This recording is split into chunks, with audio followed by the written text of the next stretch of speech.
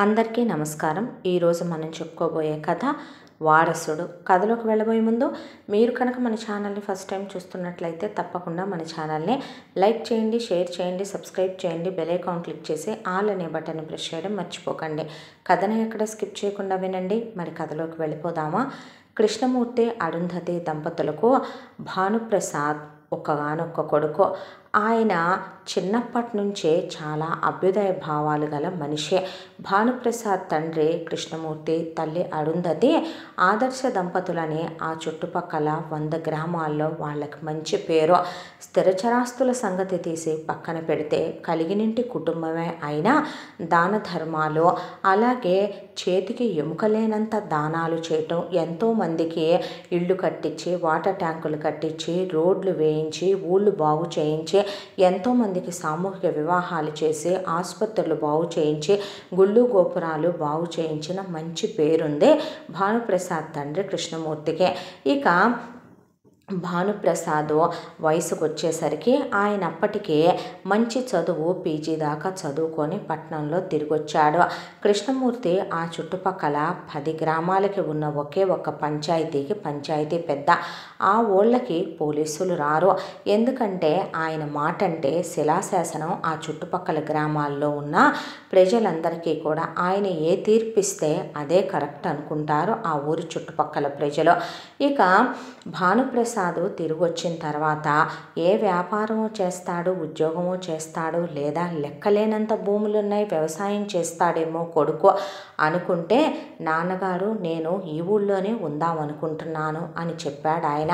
భానుప్రసాద్ చాలా మంచివాడు, ధర్మాత్ముడు, గొప్ప ఉన్నత హృదయుడు. కాకపోతే ఆయనకి ముక్కు మీదే కోపం ఉంటుంది. ఎదుటి వ్యక్తి చాలా కరెక్ట్గా ఉండాలి అనుకుంటాడు. ప్రతి విషయంలో కూడా తప్పు ఒప్పుల్ని మనసులోనే బేరీజు వేసుకుని పెదవి దాటి వచ్చే మాటని తక్కెట్లో వేసి తూచినట్టుగా, ఇక దానికి తిరుగు లేదు అనేటట్టుగా మాట్లాడటం ఆయనలో ఉన్న ప్రత్యేకత. ఎందుకు నాయన, ఏం చేస్తావు ఈ పల్లెటూరులో ఉండి అన్నాడు ఆయన. చూడండి నాన్నగారు, మనిషి మనిషిగా జన్మెత్తినందుకు ఏదో ఒకటి సాధించాలి.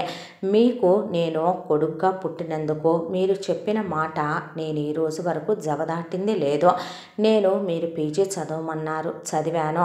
ఇప్పుడు మన స్థిరచరాస్తుల బాధ్యత నన్ను చూసుకోమంటున్నారు. అమ్మ ఒకవైపున పెళ్లి చేసుకోమని చెప్తుంది. అయితే నా వాడికి నేను మాత్రం ఎంతవరకు మీరు కాపాడుకుంటూ వచ్చిన మన పరువు, ప్రతిష్టలు, కుల గౌరవం, అలాగే చుట్టుపక్కల ఉన్న ప్రజలు మనల్ని నమ్ముకొని ఉన్నారు. ఈ చుట్టుపక్కల గ్రామాలందరికీ మనం చెప్పేటటువంటి న్యాయం, ధర్మం మీద ఒక నమ్మకం ఉంది. వాళ్ళకి న్యాయం చేస్తూ నేను ఇక్కడే స్థిరపడాలనుకుంటున్నాను నాన్నగారు అని చెప్పాడు భానుప్రసాద్. ఆ మాటకి కృష్ణమూర్తి, కొడుకు అంత మంచి బుద్ధి కలిగినందుకు, అంత గొప్ప కొడుకుని ఇచ్చినందుకు దేవుడు కృతజ్ఞతలు చెప్పి అలాగేనయ్యా అని ఒక శుభముహూర్తం చూసి ఆ చుట్టుపక్కల ఉన్నటువంటి గ్రామాధికారులను పిలిపించి భానుప్రసాద్ని పంచాయతీ పెద్దగా యునానిమస్గా ఆయన్ని సెలెక్ట్ చేసి పట్టం కట్టి కుర్చీలో కూర్చోబెట్టాడు. ఆ తర్వాత భానుప్రసాద్ ఎలా తీర్పులు చేస్తాడా అని పక్కనే ఉండే ఆ చుట్టుపక్కల గ్రామాల వాళ్ళు, అలాగే కృష్ణమూర్తి వీళ్ళందరూ కూడా చూస్తుంటే, ఒకప్పుడు కృష్ణమూర్తి ఏదైనా న్యాయం, ధర్మం చేయాల్సి వస్తే కాస్త వెనక ముందు చూసే అలవాటు ఉండేది. కానీ భానుప్రసాద్ నిక్కచ్చగా తప్పుని తప్పని, ఒప్పుని ఒప్పనే చెప్తూ ఉంటాడు. దానికి తోడు ఎవరైనా సరే అసలు తప్పుడు పనులు చేయాలనే ఉద్దేశాలు రాకుండా ఎప్పటికప్పుడు వాళ్ళకే మోటివేషన్స్ ఇస్తూ ప్రతి ఒక్కళ్ళు చదువుకోవాలి. విద్య మనిషికి జ్ఞానాన్ని ప్రసాదిస్తుంది, మనిషిలో ఉన్న అజ్ఞానాన్ని దూరం చేస్తుంది. మనుషుల నోట్లో నుంచి ఎంత పల్లెటూరైనా కూడా దుర్భాషలాడటం తప్పు, మాట వరుసకైనా సరే బూతు మాట రావటం తప్పు. భార్యని ప్రేమించాలి. ఒక భర్తకి ఒకడే భార్య, ఒక భార్యకి ఒకడే భర్త. అక్రమ సంబంధాలు కలిగి ఉండటం తప్పు. పెళ్లికి ముందే ఒక ఆడది మరొక మగాడితో అక్రమ సంబంధాలు పెట్టుకోకూడదు, మగాడు పెట్టుకోకూడదు. ప్రేమించడం తప్పు కాదు, కానీ మనకి తగిన వాళ్ళనే ప్రేమించాలి. తల్లిదండ్రులు ఇష్టం లేదనేటటువంటి తప్పుడు దారుల్లో పిల్లలు వెళ్ళకూడదు.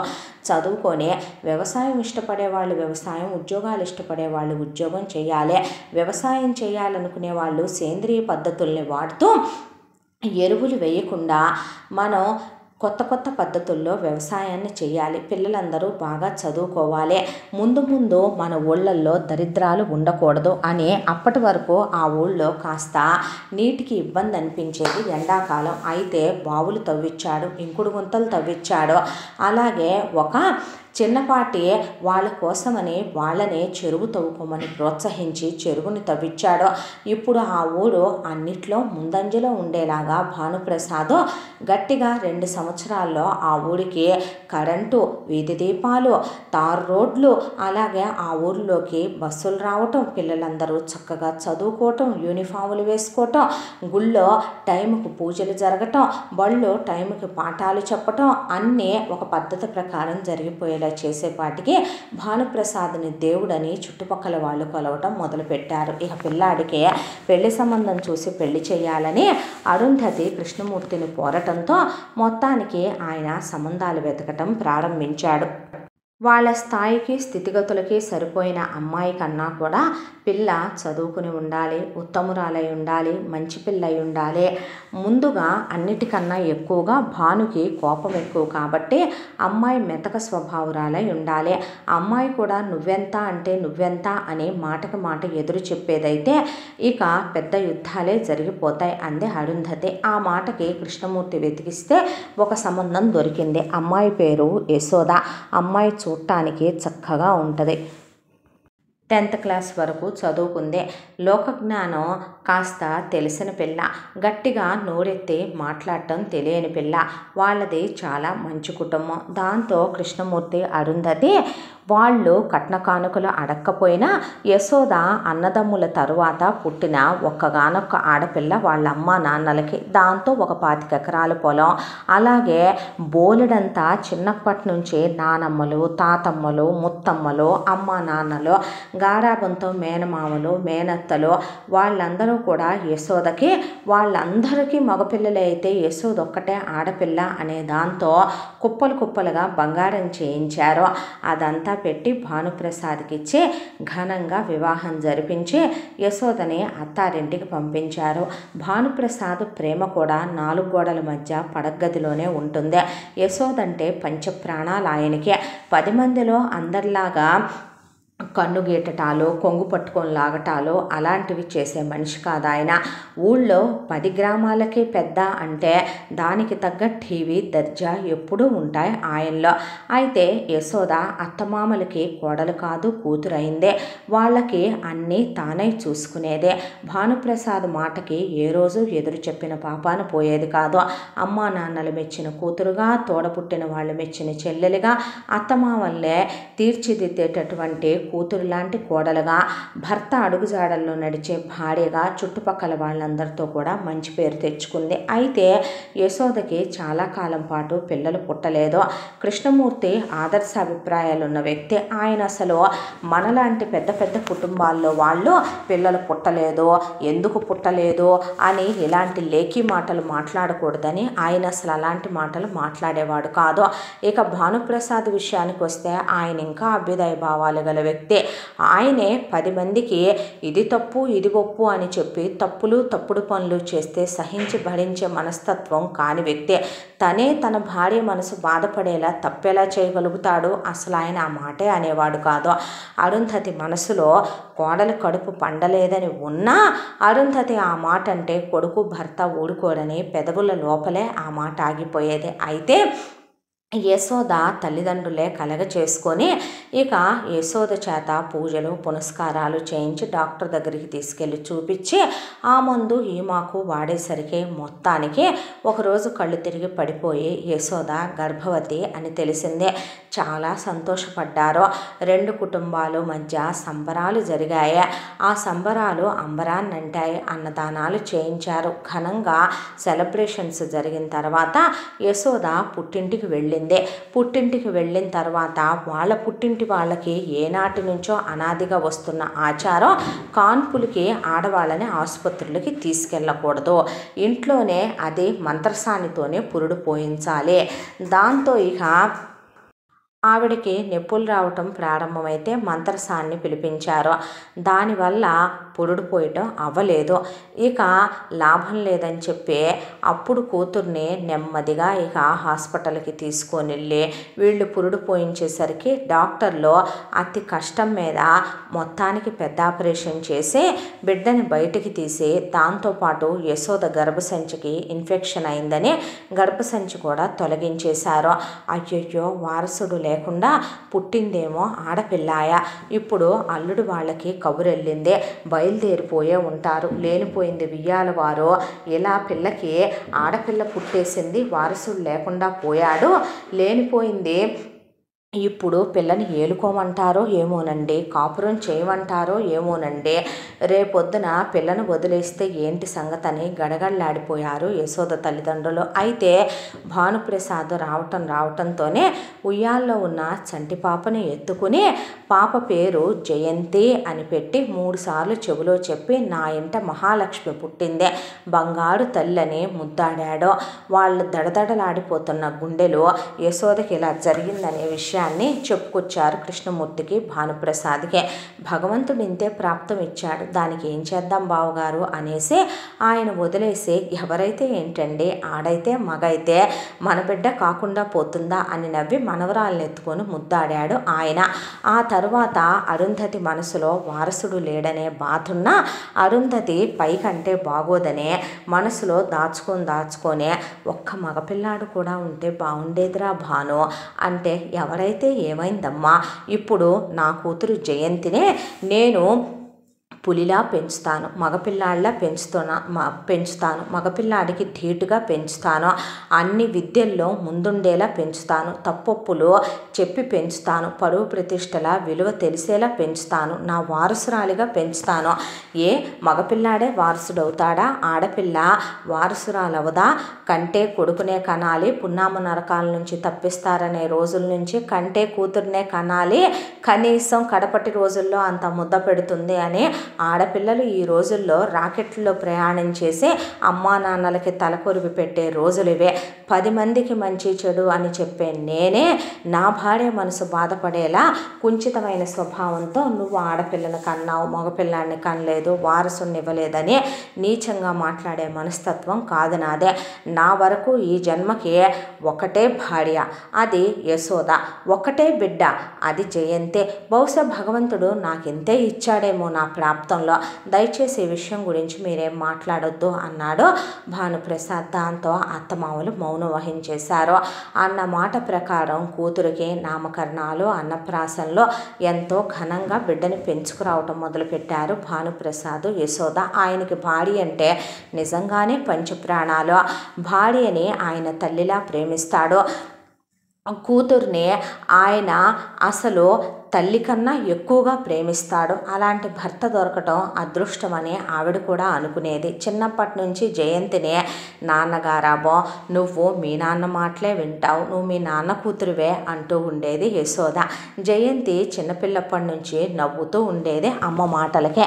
ఆ తర్వాత భానుప్రసాద్ తల్లిదండ్రులు కాలంతో పాటు పెద్దవాళ్ళు అయిపోయి కాలం చేసేశారు, యశోద తల్లిదండ్రులు కాలం చేసేశారు. అన్న మాట ప్రకారం భానుప్రసాద్ జయంతిని మగపిల్లలకి ధీటుగా ఆ చుట్టుపక్కల గ్రామాల్లో ఎవరో ఆడపిల్లల్నే ఎలా పెంచలేదు అనే విధంగా పెద్ద కాన్వెంట్లో వేశాడు. ఆవిడ్ని 10th క్లాస్ వరకు చదివించాడు. తండ్రి చెప్పే ప్రతిదీ ఏది మంచి ఏది చెడు అనేది తెలుసుకుంటూ పెరిగింది జయంతి. భానుకి కోపం ఎక్కువ, కానీ జయంతికి ఆలోచన ఎక్కువ. ఏ విషయమైనా ఆచి తూచి ఆలోచించి అడుగేయటం జయంతికి అలవాటు.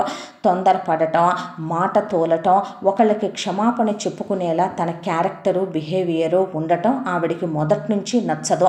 తప్పుని తప్పనే అంటుంది, ఒప్పుని ఒప్పనే అంటుంది. అయితే అసలు ఎవరి తప్పనేది ఆలోచించి నిర్ణయం తీసుకోవటంలోనే మన గొప్పతనం ఉంది అనుకుంటుంది జయంతి. ఆ తర్వాత ఇంటర్మీడియట్కి పిల్లని హాస్టల్లో చేర్చారు. ఆ తర్వాత బ్రహ్మాండంగా చదివింది, డిగ్రీ అయిపోయింది. పిల్లకి పెళ్లి చేద్దామని యశోద గొడవ. ఆ మాటకి చేద్దాంలే ఏ తల్లి, పెళ్లి చేసుకుంటావా అని అడిగాడు భానుప్రసాద్.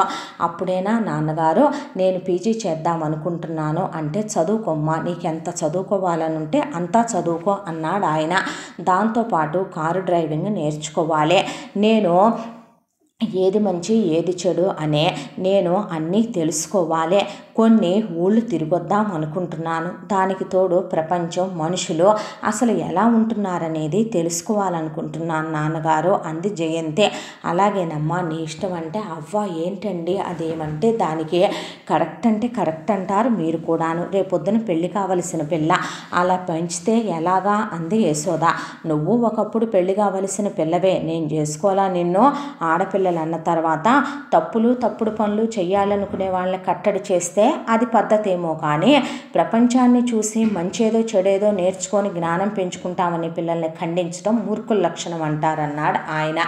అలాగే జయంతి పీజీ కంప్లీట్ చేసింది, కారు తోలటం నేర్చుకుంది, మనుషులతో ఎలా మాట్లాడాలి, మంచి చెడు ఎలా అంచనా వేయాలి ఇవన్నీ నేర్చుకుంది.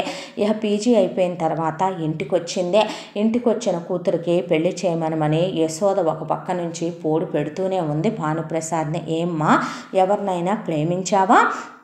లేదంటే కనుక నన్ను సంబంధాలు వెతకమంటావా మరి అంటే, నాకేమీ ఉద్యోగాలు చేయాలని లేదులేండి నాన్నగారు, మీరు ఏది చెప్తే అది వినాలనే అనుకున్నాను, అందుకే నా స్నేహితులంతా గవర్నమెంట్ ఉద్యోగాలని ప్రైవేటు ఉద్యోగాలని తిరుగుతుంటే నేను మాత్రం లోకజ్ఞానాన్ని పెంచుకునేందుకే ప్రపంచాన్ని చూసొచ్చాను అని చెప్పింది జయంతి చాలా మంచి పిల్లని ఆయనకి తెలుసు.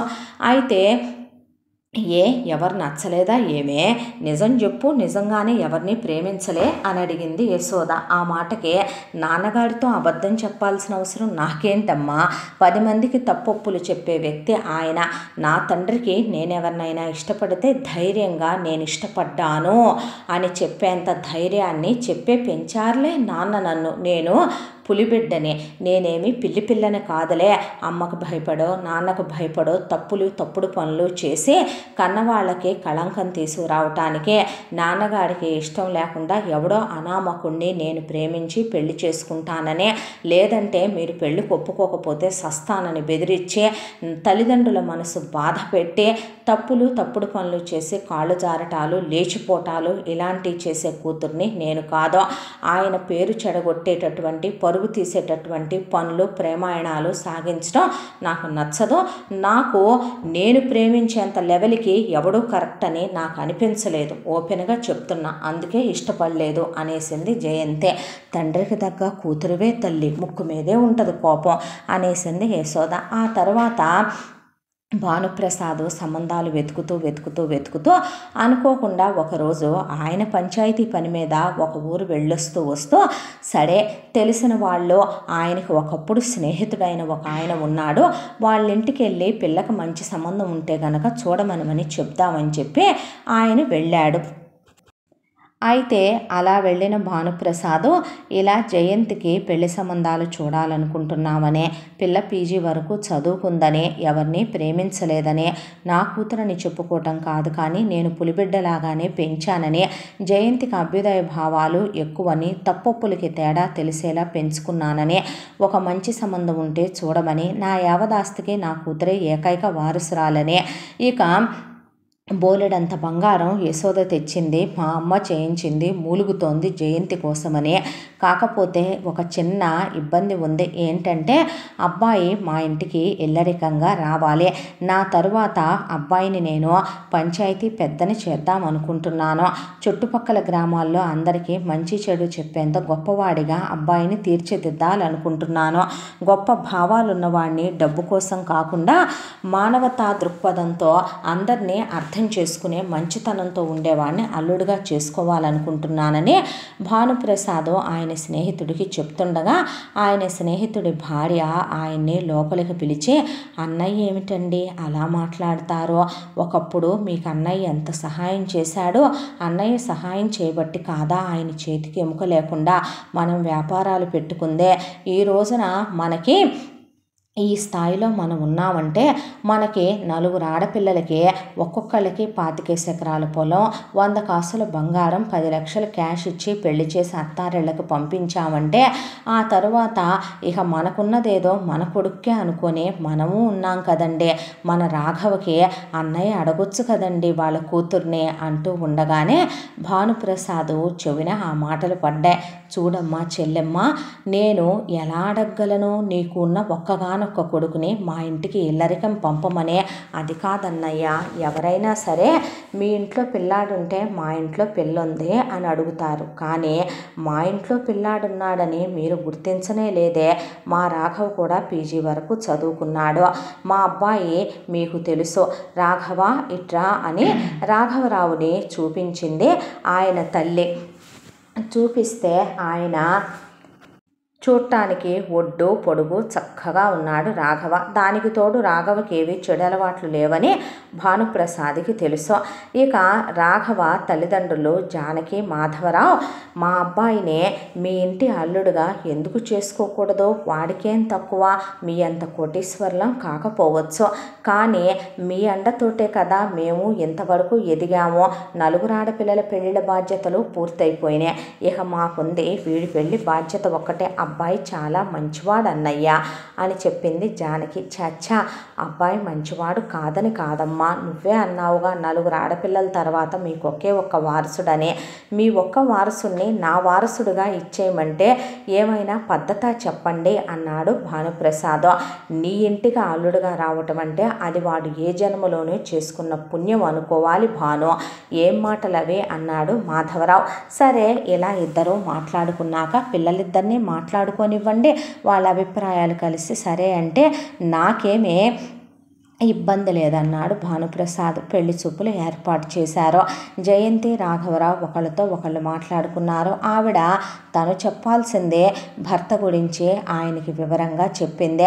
భర్త అంటే ఆడదాని మనసు అర్థం చేసుకోవాలని, అనవసరంగా భార్యని అనుమానించటాలు, చేయి చేసుకోవటాలు, తాగుళ్ళు, తిరుగుళ్ళు ఇలాంటివి తనకు నచ్చవని, అన్నిట్లో నేనెక్కువ నువ్వు తక్కువ అనే దాష్టికాలు ప్రదర్శించకూడదని, ఇద్దరం సమానమని, ఏదున్నా భార్యాభర్తలుగా 4 గోడల మధ్య కూర్చొని మాట్లాడుకోవాలి తప్ప అది నలుగురిలోకి వెళ్ళటం సభ్యత, సంస్కారం కాదని, సంస్కారం ఉన్నవాడిని చేసుకోవాలనుకున్నానని, పీజీ దాకా చదువుకున్నానని, కార్ డ్రైవింగ్ అది తెలుసనే, నేను టైపింగ్ అది నేర్చుకున్నానని ఆవిడ ఉన్నది ఉన్నట్టే తన గురించి తను చెప్పుకొస్తూ నావడికి నేను ఒకటే అనుకుంటానండి, తప్పు చేసిన వాళ్ళని నేను క్షమించలేను. అది ఎవరైనా సరే. తప్పులు తప్పుడు పనులు నేను చెయ్యను. ఎందుకంటే ఒకళ్ళకి క్షమాపణ చెప్పిన రోజున నా తల తీసేసుకున్నట్టే అనుకునే వ్యక్తిత్వం నాది అంటే ఆయనకి చాలా గర్వంగా అనిపించా జయంతి మాటలో. మీ గురించి చెప్పనే లేదే అంది జయంతి. నిజంగా నన్ను ఇష్టపడే చేసుకుంటున్నారా? నిజంగా నిన్నిష్టపడే చేసుకుంటున్నాను. మీ నాన్నగారికి డబ్బుండుండొచ్చు, పరువు ప్రతిష్టలు ఉండుండొచ్చు, మనిద్దరి కులాలు ఒకటే అయి ఉండొచ్చు, కానీ నా వరకు నాకు మాత్రం మనిషి జన్మెత్తిన తర్వాత మన పేరుకి ఒక సార్థకత ఉండాలి. మనం పుట్టిన కులానికి, పుట్టిన తల్లిదండ్రులకి పేరు తెచ్చేలా ఉండాలి. ఫలానా వాళ్ళ పిల్లలు మనం అనేలా కాకుండా మన తల్లిదండ్రులు వాళ్ళు అనేంత ఎదిగి చూపించాలనుకుంటాను నేను. నాకు పీజీ వరకు చదివాను నేను, కానీ ఉద్యోగం చేయాలనే ఉద్దేశం లేదు. నాకు పాలిటిక్స్ అంటే చాలా ఇంట్రెస్ట్. డబ్బు కోసం కాదు, కోట్లు సంపాదించాలని కాదు, నలుగురికి మంచి చెడు చెప్పాలనే, దానికి తోడు నలుగురికి ఏదో మంచి చెయ్యాలనే. బోలెడంత ఆస్తిపాస్తులు లేకపోయినా ఉన్నంతలో విలువగానే పెంచారు మా అమ్మ నాన్న. ఇప్పటికైనా నా ఒక్కడికి అక్కలకి పెళ్ళిళ్ళు అయిపోయి ఇవ్వాల్సింది ఇవ్వగా 50 ఎకరాల పొలం, 2 ఇళ్ల స్థలాలు, సొంత ఇల్లు, తినా గొడవ మాకు బాగానే ఉంది. కానీ నాకు కావలసింది డబ్బు కాదు జయంతి. మన పేరుకి మనం పోయేలోపు ఏదో ఒక సార్థకత సంపాదించాలి. ఏం బ్రతుకురా వీడిది అనేలా కాకుండా ఏం బ్రతికాడురా వీడు అనేలా మనిషి బ్రతికి పోవాలి. నా వరకు నేను పోయేలోపు ఏదో ఒకటి సాధించాలి అనేది నా తృష్ణ అని చెప్పాడు ఆయన. ఆ మాటకి జయంతికి ఆయన మాట్లాడిన విధానం చాలా చాలా నచ్చింది. నాన్నగారు ఇల్లరికం అంటున్నారు, ఒక మాట చెప్పమంటావా?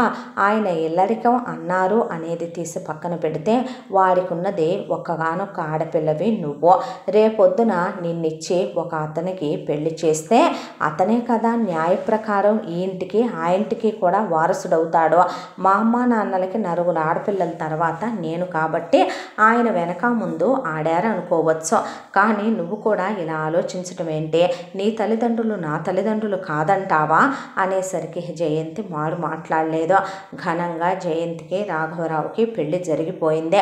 ఆ తరువాత రాఘవరావు భానుప్రసాద్తో పాటు పంచాయతీ విషయాలన్నీ చూసుకుంటూ ఆ పంచాయతీని ఇంకా డెవలప్ చేసుకొచ్చాడు.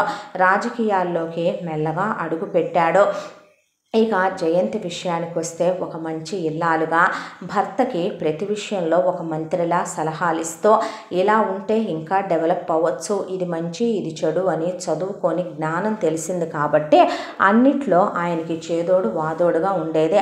భార్యాభర్తలిద్దరూ ఒకే మాట మీద ఉండేవాళ్ళు. ఇక అల్లుడు ఇల్లరికం వచ్చాడన్న మాటే కానీ ఒక కొడుకే ఉంటే ఎలా ఉంటాడో మామగారితో అలాగే ఉండేవాడు రాఘవరావు. ఏ విషయం ఉన్నా సరే మామగారి సలహా తీసుకుంటూ ఆయన మెల్లమెల్లగా అల్లుడికి 1 సంవత్సర కాలంలోనే రాఘవరావుకి మంచి పట్టుంది, రాజకీయాల మీద మంచి ఇంట్రెస్ట్ ఉంది. దాంతో ఊళ్ళో ఉన్నటువంటి చుట్టుపక్కల ఊళ్ళల్లో ఉన్న జనాలందరూ దేవుడని అల్లుడిని పొగట్టంతో అల్లుడిని పంచాయతీ పెద్దని చేసేశాడు. చేసి ఆయన చుట్టూ గమనించడం మొదలుపెట్టాడు. అక్కడి నుంచి రాఘవరావు ఎదగటం మొదలుపెట్టాడు. ఆ తర్వాత మెల్లమెల్లగా రాజకీయాల్లో అడుగుపెట్టి ఎదుగుతూ ఉన్న క్షణాల్లో జయంతి గర్భవతి అయ్యింది. గర్భవతి అయిన జయంతికి ఘనంగా సీమంతాల వేడుకలు అటు పుట్టింటి వాళ్ళు అత్తింటి వాళ్ళు జరిపించారు. ఆ తరువాత జయంతి 9 నెలలు పూర్తయిన తర్వాత బంగారం లాంటి బిడ్డని ప్రసవించింది. వారసుడు పుట్టాడు. కొడుకు పుట్టాడనేసరికి సంబరాలు మిన్నంటాయి రెండిళ్లల్లో కూడా. మాకు మనవడు పుట్టాడని వాళ్ళు, మాకు మనవడు పుట్టాడని వీళ్ళు తెగ సంబరపడిపోయారు. పిల్లాడు రాజకుమారుల్లాగా ఉన్నాడని పిల్లాడి పేరు విరాజ్ అని పెట్టుకున్నారు. ఆ తరువాత జయంతికి మళ్ళీ మరోసారి ప్రెగ్నెన్సీ వచ్చింది. కమల పిల్లలు పుట్టారు, 2 ఆడపిల్లలు. పెద్దమ్మాయి పేరు రుక్మిణి, రెండో అమ్మాయి పేరు సత్య అని పెట్టారు. ఆ తరువాత సంవత్సరమే మళ్ళీ కడుపుతో ఉండి మళ్ళీ కమల ఆడపిల్లలనే కంది జయంతి. దాంతో పక్క నవ్వుకున్నారు యశోద భానుప్రసాద్. ఏమల్లుడు అమ్మాయి కష్టపడలేదని కవలల మీద కమలల్ని కనిస్తున్నావయ్యా మాకు బహుమతిగా అని నవ్వుకున్నారు. ఆ తర్వాత రాధిక, రాధ అని పెట్టారు ఆ పిల్లల పేర్లు. మొదట పుట్టిన 2 కమలలు కూడా చూడటానికి ఒకేలా ఉంటారు. తర్వాత పుట్టిన కమలలు 2 కాస్త వేరువేరుగా ఉంటాయి ముఖ కవళికలో. పిల్లల్ని చక్కగా ఒక తల్లిగా మంచి దారిలో పెంచాలని తనే అన్నీ అయ్యే ఇల్లు చూసుకుంటూ భర్తని చూసుకుంటూ ఒకవైపున బిడ్డల్ని చూసుకుంటూ సంసార బాధ్యతల్లో మునిగిపోయింది జయంతి. ఇక ఏ మంచి ఉన్నా ఏ చెడు ఉన్నా సరే అల్లుడికి ఇది మంచి ఇది చెడు అని ఎప్పుడు చూసినా ఆస్తిపాస్తుల వ్యవహారాలు, అలాగే వాళ్లకున్న వ్యవసాయం పనులు, వాళ్లకున్న వ్యాపారాల పనులు ఒకవైపున భానుప్రసాద్ రాఘవరావు చూసుకుంటుంటే యశోద కూతురు ఒకటే పిల్లల పెంపకంలో సతమతం అయిపోతోందని ఇక వంట పని బాధ్యతలు, పని వాళ్ళ మీద అజమాయిషీలు ఆవిడ చూసుకుంటూ ఉండేది. మధ్యలో ఇక రాఘవరావు అమ్మ నాన్న జానకి మాధవరావు వచ్చి మనవడితో ఆడుకుని మనవడిని తీసుకెళ్ళి కొన్నాళ్ళు వాళ్ళ దగ్గర ఉంచుకొని తెచ్చిస్తూ ఉండేవాళ్ళు.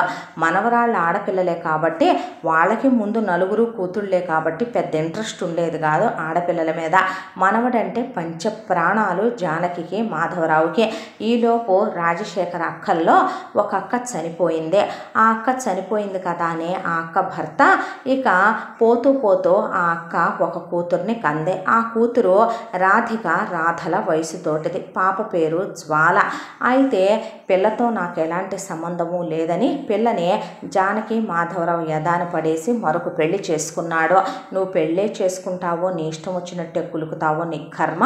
మేమిచ్చిన ఆస్తిపాస్తులు మొత్తం నువ్వు బిడ్డ పేరు మీద రాయి, అలాగే నీ ఆస్తిలో నుంచి పిల్లవాట పిల్లకి రాయి అని భానుప్రసాద్ వాళ్ళు పంచాయతీ పెద్దలు కాబట్టి, రాఘవరావు అప్పటికే రాజకీయాల్లో ఉన్నాడు కాబట్టి నలుగురు పెద్ద మనుషుల్ని తీసుకెళ్ళి అడిగి జ్వాల పేరు మీద తన వాటాకి రావలసిందంతా పెట్టించుకొచ్చారు. ఇక పిల్లని మేం పెంచుతామని జానకి మాధవరావు పెంపకం తీసుకున్నారన్న మాటే కానీ జ్వాలకి చిన్నప్పటి నుంచి వెకిలితనం ఎక్కువ. అస్సలు క్రమశిక్షణ లేదు. సొల్లు వాగుడు వాగుద్ది. 24 గంటలు టీవీకి పరిమితం అయిపోయి ఉంటుంది. అసలు పిల్ల వయసుకు మించిన ఆలోచనలు, అతిగా ప్రతి విషయంలో కలగజేసుకోవటం, ఎవరేం మాట్లాడుకుంటున్నారా అనే ఆరాలు కావాలి. దానికి తోడు పద్దాకా టీవీలు చూడటం, టీవీల్లో అశ్లీలమైనటువంటి చూడటం. వయసు అయిపోయిన జానకి మాధవరావు జ్వాల గురించి పట్టించుకోకపోవటం, మా దగ్గరికి పంపించమని మేము క్రమశిక్షణగా పెంచుతామని జయంతి రాఘవరావు అన్న, రాఘవరావు ముక్కుసోటి మనిషి అని, ఆయన కోపం ఎక్కువని, ఆయన కరెక్ట్గా ఉండాలని గీత గీసి గిరిలో పెట్టి బరిలో పెంచుతాడని, మాకు మాత్రం ఎవరున్నారు లేరా, అక్కపోయిన తర్వాత దాని జ్ఞాపకంగా ఉంటుందని పిల్లని శాంతంగా ఆరాపం చేసేసి ఎందుకు పనికి రాకుండా చెడగొట్టేశారు జానకి మాధవరావు. ఇక మీ కర్మ అని వదిలేశాడు రాఘవరావు. ఆయన వరకు ఆయన మాత్రం ఇక అటు మామగారికి కానీ, ఇటు తనకు కానీ, అటు తన తండ్రికి కానీ ఉన్న ఏకైక వారసుడు విరాజు మాత్రమే. కాబట్టి కొడుకుని చిన్నప్పటి నుంచే క్రమశిక్షణగా పెంచాలి, వాడికి నాయకత్వ లక్షణాలు నేర్పించాలి, తప్పొప్పులు చెప్పి పెంచాలి. తన భార్య ఆదర్శ గృహిణే. అలాంటి అమ్మాయి తనకు దొరకటం తన ఏ జన్మలోనూ చేసుకున్న పుణ్యం, వరం అనుకుంటాడు ఆయన. జయంత్ అంటే పంచప్రాణాలు రాఘవరావుకి. ఆయన మాటే వేదం, శాసనం ఆవిడికి. భర్త మనసు కొంచెం బాధపడ్డా తట్టుకోలేదు జయంతే. ఇక ఆయన ఒక్క మాట చెప్పాడు, మన కుటుంబాలకి వీడే వారసుడు కాబట్టి వీడిని చిన్నప్పటి నుంచే క్రమశిక్షణగా పెంచాలి. రేపొద్దున మన రాజకీయానికి కానీ ఆస్తికి కానీ ఉన్న ఏకైక వారసుడు వీడు. వీడిని తప్పుడు దాడి పట్టనివ్వకుండా చిన్నప్పటి నుంచే వీడికి మంచి చెడు, లోక జ్ఞానం, ప్రపంచ జ్ఞానం, అలాగే చదువు సంధ్యలన్నిట్లో కూడా ముందంజలో ఉండేలాగా స్పోర్ట్స్ దగ్గర నుంచి కంప్యూటర్ వరకు అన్నీ నేర్చుకొని జ్ఞానార్జన సంపాదించే విధంగా, ముఖ్యంగా మనుషుల్ని వాళ్ళ మనసుల్ని అర్థం చేసుకునే విధంగా వీడిని మంచిగా పెంచుకురావాలి అని ఆయన అత్తమామలతోనూ చెప్పాడు, అమ్మా నాన్నలతోనూ చెప్పాడు, భార్యతోనూ చెప్పాడు. అయితే ఒకప్పుడు భానుప్రసాద్ ఎలాగైతే స్ట్రిక్ట్గా ఉండేవాడో, ఆయన కోపం ఎలాగైతే ఉందో, ఈ రోజున ఆయన తాత అయిన తరువాత కూడా ఆయనలో అదే క్రమశిక్షణ, అదే మంచితనం, అదే ముక్కుసూటితనం అలాగే ఉన్నాయి. కానీ యశోదలో మాత్రం ఒకప్పుడు మీ నాన్న నిన్ను గారాబం చేశాడో, నువ్వు మీ నాన్న కూతురువే, అమ్మ కూతురువి కాదని జయంతిని దెప్పి పొడిచే యశోద మనవడంటే మాత్రం యశోదకి పంచప్రాణాలు. అందులోనూ ఒకప్పుడు తను కనలేకపోయింది మగపిల్లాన్నే.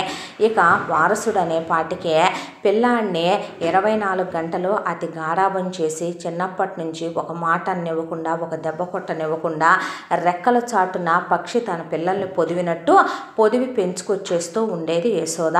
ఇక మాకు మాత్రం ఎవరున్నారనే 4 ఆడపిల్లల తర్వాత పుట్టక పుట్టాడు ఈ రాఘవగాడు. వీడిగా రాజకీయాలు ఆ పిచ్చి ఎక్కువ.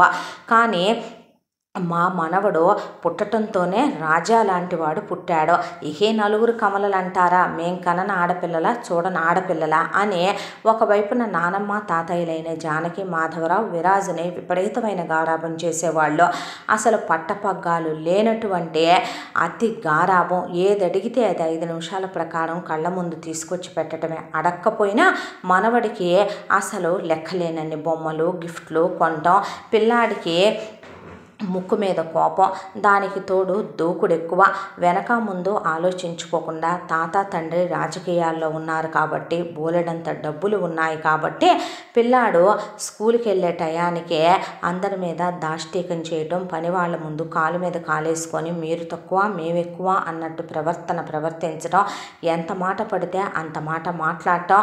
పిల్లాడు ఒక రకంగా చెప్పాలంటే హద్దు తప్పిపోయి ఒక రకంగా విపరీతమైనటువంటి పెంపకం పెరగటం మొదలు మొదలయ్యాడో ఈ విషయాలేవి రాఘవ వరకు వెళ్ళలేదు. ఎందుకంటే ఆయన ఎప్పుడూ రాజకీయాల్లో బిజీ, భానుప్రసాద్ వ్యాపారాలు ఆస్తిపాస్తులు చూసుకోవడంలో బిజీ.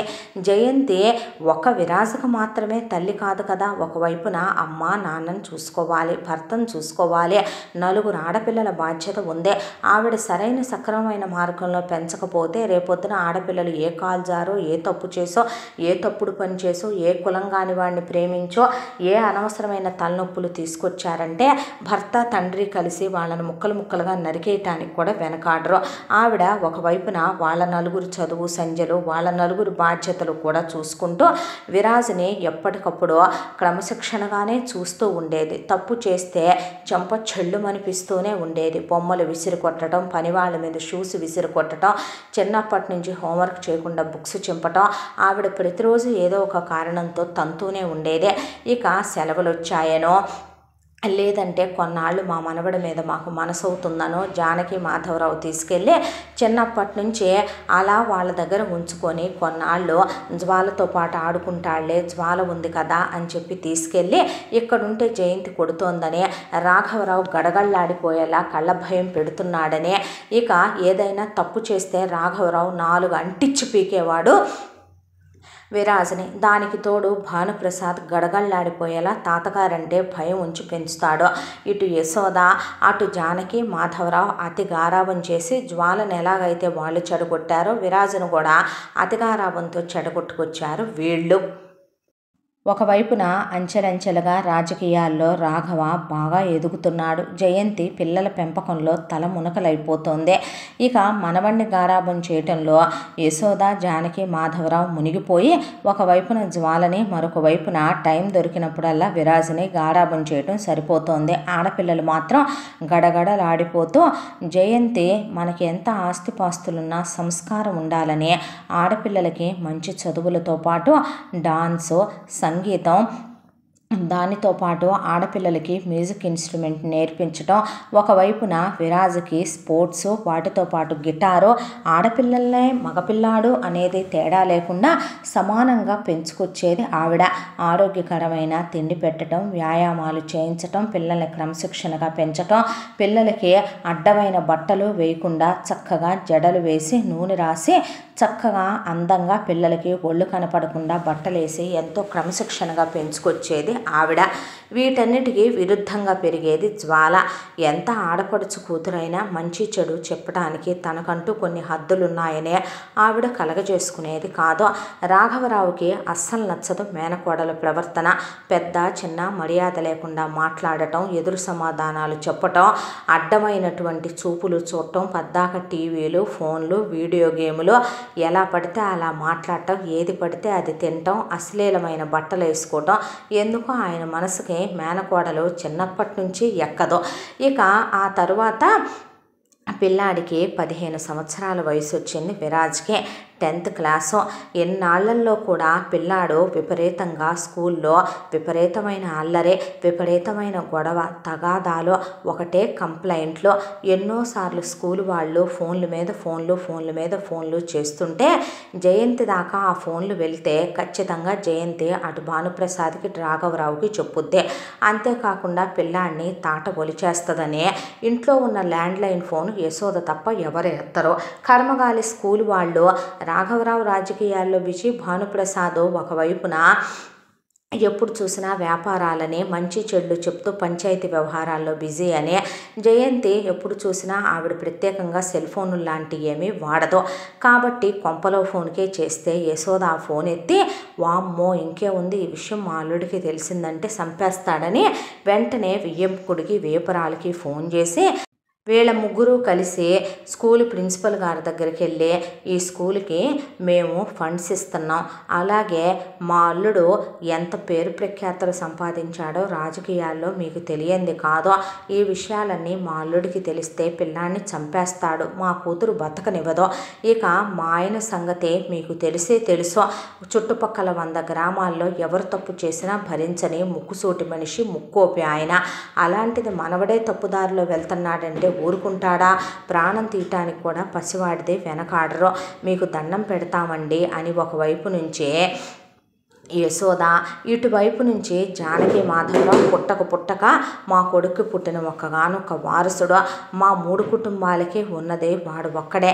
వాడేదో తెలిసి తెలియక చిన్నతనంతో తప్పు చేస్తే ఎవరినైనా కొడితే తిడితే మేము మంచి చెడు చూసుకుంటాం, కానీ మీరు ఈ విషయాలన్నీ మా వియ్యంకుడి దాకా మా కొడుకు దాకా కోడల దాకా తీసుకెళ్ళటానికి వీల్లేదని వీళ్ళు అలా వ్యాన్ డ్రైవర్ని కొట్టాడు, కారు డ్రైవర్ని కొట్టాడు, మిగతా పిల్లల్ని కొట్టాడంటే వాళ్ళ అమ్మా నాన్నల్ని కలిసి వీళ్ళే క్షమాపణలు చెప్పి వాళ్ళు ఇచ్చిన కంప్లైంట్లు వెనక్కి తీసుకోమని వాళ్ళకి అవి ఇవి గిఫ్ట్లు ఆశ చూపించి, నాన్న అలా చేయకిరా, మీ నాన్నకి తెలిస్తే ఊరుకోడమ్మా అని చెప్పి సర్ది చెప్పి కొన్నాళ్ళు మేము ఉంచుకుంటాంలేమనమని అటు తాత నాయనమ్మ తీసుకెళ్ళి ఇటువైపున నువ్వు ఇలా చేయబాకు బంగారం అని యశోద ఒళ్ళో పడుకోబెట్టుకొని పిల్లాడిని తన దగ్గర పడుకోబెట్టుకొని గారాబం చేసి వీళ్ళు ఇటువైపు నుంచి విషయాలేమీ బయటికి రానివ్వలేదు.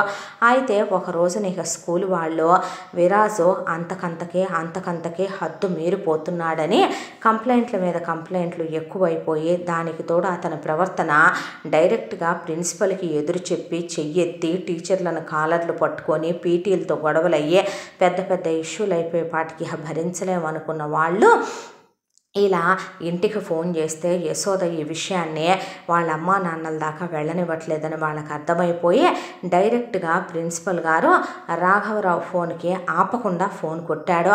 కొట్టేపాటికి ఉదయం పూట అయితే ఆయన ఫోను ఎత్తగలిగి ఉండేవాడు కాదేమో, అయితే అది మధ్యాహ్న సమయం కాబట్టి ఆయన భోజనానికి వచ్చి ఫోన్ చేస్తూ ఉండటంతో స్కూల్ ప్రిన్సిపల్ గారేంటి ఎన్నిసార్లు ఫోన్ చేస్తున్నాడు అని ఫోన్ ఎత్తాడు. ఫోన్ ఎత్తేసరికి ప్రిన్సిపల్ గారు, సార్ మీరు అర్జెంటుగా స్కూల్ దగ్గరికి రావాలి, నేను నా గోడు మీకు వెళ్ళబోసుకోవాలండి అని చెప్పేపాటికి ఇప్పుడే వస్తున్నానని అన్నంలో చేపెట్టిన వ్యక్తి భోజనం కూడా చేయకుండా ఏంటండి విషయం, ఏదైనా మీ బాబు గురించేనండి అనేపాటికే అన్నం చేయి అలాగే కడుక్కుని జయంతి బయలుదేరమనమని మామగారికి చెప్పేపాటికి మేము వస్తామని ఒకవైపు నుంచి యశోద అట్నుంచి జానకి మాధవరావు ఈ విషయం తెలుసుకొని వామ్మో పిల్లాడిని చంపేస్తాడేమో కొడతాడేమో తిడతాడేమోనని అట్నుంచి వాళ్ళు కూడా బయలుదేరిపోయారు. అయితే ఏమైంది ప్రిన్సిపల్ గారు అని అడిగితే, ఒకటా రెండా రాఘవ గారు ఏమని చెప్పమంటారో, పేరు గొప్ప ఊడి దెబ్బ అని పండిత పుత్ర పరమసుంఠ అని మీ అబ్బాయి ఎలా తయారయ్యాడో తెలుసా అండి అని ఆయన వెంట పెట్టుకొని తీసుకెళ్ళి టాయిలెట్లో చూడండి సార్, క్లాసులో ఉన్న పిల్లలందరినీ అశ్లీలంగా వాళ్ళ బాడీ పార్ట్స్ వర్ణిస్తూ మీ అబ్బాయి ఎలాంటి బొమ్మలు గీశాడో, పిల్లల గురించి పక్కన పెట్టండి, ఆడపిల్లల గురించి గీస్తే గీశాడు, టీచర్ల గురించి గీసేశాడండి, దానికి తోడు టీచర్లని బూతు మాటలు మాట్లాడటం, వాళ్ళ గురించి బాడీ షేమింగులు చేయటం, మాస్టర్లు ఇదేమిటని పనిష్మెంట్లు ఇచ్చినా లెక్క చేయకపోవటం, వాళ్ళ కాలర్లు పట్టుకోవటం, పీటీతో గొడవ పెట్టుకోవటం, పీటీని క్రికెట్ బ్యాట్ పెట్టి పారేసి తలకాయ పగల కొట్టేశాడు, మీ నాన్నగారే డబ్బులు ఇచ్చి పీటీనే నోరెత్తనివ్వకుండా చేశారు, మరొక వైపున ఆయాలను పట్టుకొని కొట్టేశాడు, మీ అత్తగారు వచ్చి ఆయమ్మలకి డబ్బులు ఇచ్చి అక్కడ సరిదేశారు, ఇలా అన్యాయంగా పిల్లల్ని కొడుతుంటే మీ అమ్మగారు వచ్చి చక్కబెట్టుకొచ్చేస్తున్నారు, మీ దాకా వ్యవహారాలు రాని వద్దంటున్నారు, క్రమశిక్షణగా పిల్లాడిని పెంచమనే కదండి మీరు మాకు అప్పచెప్పారు, అలాంటిది ఇంట్లో ఉన్న తల్లిదండ్రులుగా మీరు బాగానే చూసినా ఈ పెద్దవాళ్ళ గారాబంతో పిల్లాడు ఎందుకు పనికి రాకుండా తయారైపోయాడో, దానికి తోడు ఇప్పుడే ఇలా ఉన్నాడంటే రేపు ఎలా తయారవుతాడో, ఆడపిల్లలతో చాలా అసభ్యంగా ప్రవర్తిస్తున్నాడండి, ఆడపిల్లలతో ఐ లవ్ యూలని చెప్పటం, ఆ తర్వాత అమాంతం మగపిల్లల మీద పడి కొట్టేసేయటం, 10th క్లాస్కి వచ్చానని మీసాలు వచ్చాయని తోక పెరిగి మీ అబ్బాయికి బాగా ఆడపిల్లల్ని నైట్కి వస్తావా, మా నాన్న ఎవరో తెలుసా, మా తాతయ్య ఎవరో తెలుసా, మాకెంత ఆస్తుందో తెలుసా, మీరు నాకు ఆ సుఖాలను అందించాలని డైరెక్ట్గానే అడగటం, పైగా చెప్పకూడదు కానీ అశ్లీలమైనటువంటి బూతు వీడియోలు తీసుకొచ్చి ఫోనుల్లో క్లాస్ రూముల్లో కూర్చొని చూడటం, మిగతా మగపిల్లల్ని పోగేసుకొని చూడటం, నేను మీతో ఎలా చెప్పాలో అర్థం కావటం లేదండి అనేపాటికే ఇక చాలా ఆపేయండి మీరని, మేము చూసుకుంటామండి, ఇంకెప్పుడు ఇలాంటివి జరగనివ్వము, మీరు స్కూల్కి ఫండ్స్ ఇస్తున్నారు సార్, మీ దయతోనే స్కూల్ ఎంత పెరిగింది మేడం, కానీ మీ మిగతా 4 ఆడపిల్లలు ఇలా లేరండి, వాళ్ళు పద్ధతిగా వచ్చి చదువుకొని వెళ్ళిపోతున్నారు, కానీ మీ అబ్బాయి చదవకుండానే మార్కులు వేయకపోతే డైరెక్ట్గా బూతులు తిట్టి పైగా మీ అత్తగారితో అలాగే మీ అమ్మా నాన్నలతో రికమెండ్లు చేయించి మరీ బెదిరించి మరీ మార్కులు వేయించుకుంటున్నాడో, ఇలా అయితే రేపు బాబు భవిష్యత్తు పాడైపోద్దని మీ దాకా తెచ్చామని ప్రిన్సిపల్తో పాటు టీచర్లు మాస్టర్లు చెప్పేసరికి వాళ్ళ క్షమాపణ చెప్పి అక్కడి నుంచి కూతుళ్ళని తీసుకొని ముందు ఇంటికి వచ్చారు. వచ్చి రావటంతోనే జానకి మాధవరావు దారిలో ఉండేసరికి రాఘవరావు ఫోన్ చేసి అమ్మా నాన్నల్ని కడుపుకు అన్నం తింటున్నారా, గడ్డి తింటున్నారా మీరు? నా అప్పుడు నన్ను అలా పెంచలేదు కదే, నీకేం పొయ్యే కాలం వచ్చింది నాన్న? వయసు వచ్చి తప్పు ఒప్పులు పిల్లాడికి చెప్పాల్సింది పోయి వాడు తప్పుడు దారిలో వెళ్తున్నాడని తెలిసి ఆ తప్పుని సమర్థించి డబ్బులతో తప్పుని మాఫీ చేయటం ఏంటి నాన్న? 10 మందికి మంచి చెడు చెప్పి రాజకీయాల్లో ఉన్నాం మనం. అలాంటిది ఇలా చేయటం మనలాంటి వాళ్ళకి సంస్కారం అనిపించుకుంటుందా? వాడు వాళ్ళని వీళ్ళని కొడితే డబ్బుతో మాఫీ చేసేస్తారా మీరు? ఏం పద్ధతులు అత్తయ్యా మీరు కూడా? మామయ్యకి తెలిస్తే ఏమంటారు అనేది కూడా ఆలోచించలేకపోయారా మీరు? పసివాళ్లే అల్లుడో, ఇప్పుడు వాడిని ఏమనబాకయ్యా, నోరు ముయ్యవే బుద్ధి తక్కువదానా. నేను పెళ్లి చేసుకున్నప్పుడు అసలు నువ్వు ఎలా ఉన్నావే?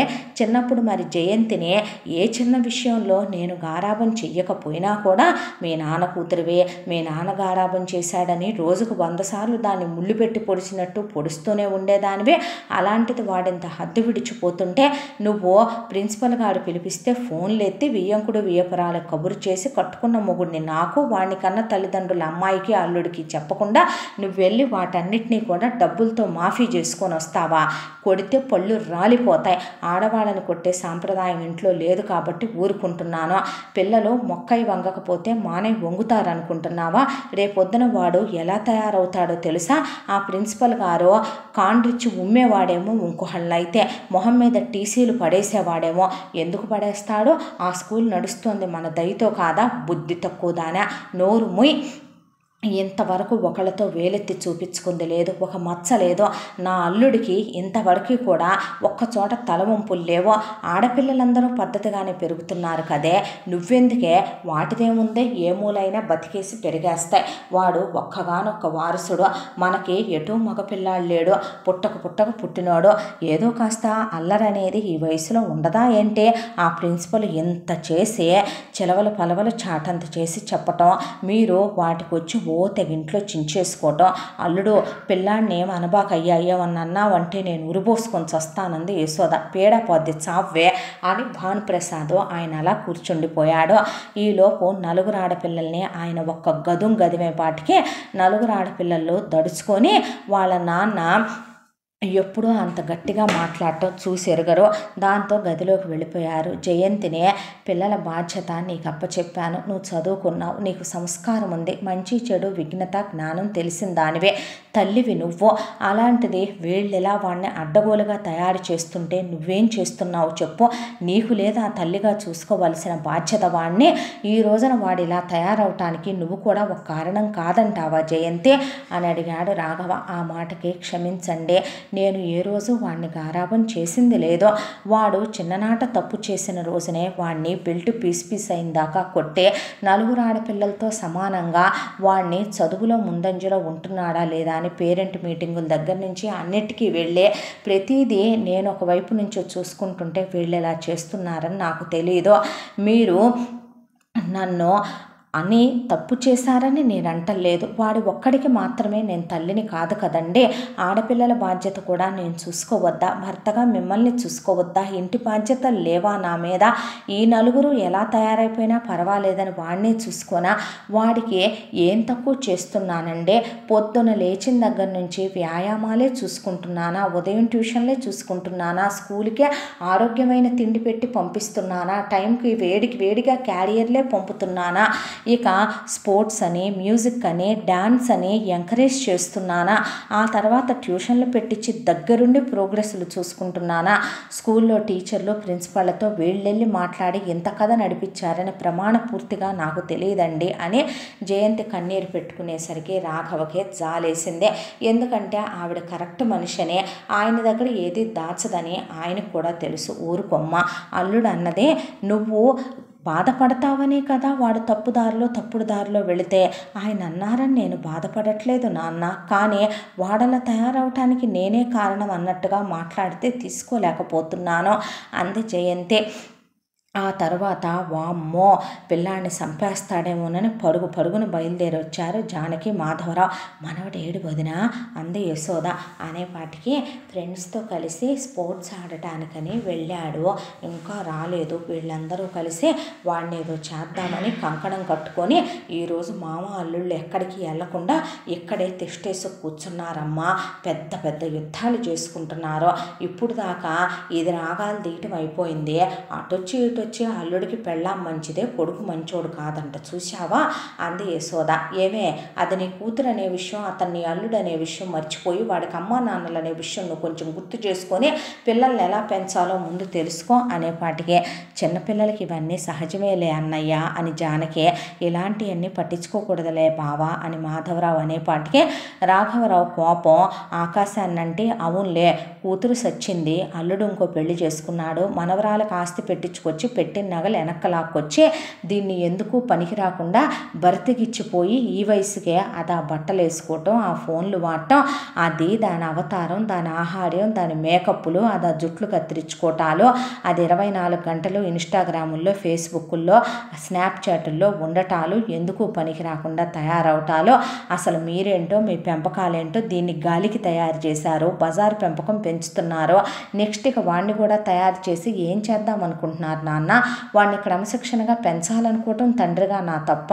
లేదు, రేపొద్దున వాడు నలుగురు తోబుట్టువులకి ఒక అన్నయ్య, ఆడపిల్లల్ని ఎంత అసభ్యంగా అశ్లీలంగా వాడు చిత్రీకరించాడో తెలుసా? నువ్వు మనిషి జన్మేగా ఎత్తావు, మీకు 4 ఆడపిల్లలు ఉన్నారుగా మన అక్కలో. ఏమ్మా నీకు మనవరాల్ని పెంచటమే రాదనుకున్నాను, మనవడికి మంచి చెడు చెప్పటం కూడా రాదా? నా విషయం అప్పుడు బాగానే ఉన్నారు కదే మీరు, నా కొడుకు దగ్గరికి వచ్చేపాటికి ఏం పుట్టింది మీకు అని గడ్డి పెట్టాడు అమ్మా నాన్నలకే. ఆ తర్వాత విరాజు తీరిగ్గా ఇంటికి వచ్చాడు రాత్రి 9 గంటలకి. ఎక్కడికి వెళ్ళావురా ఇప్పటిదాకా అని అడిగాడు రాఘవరావు.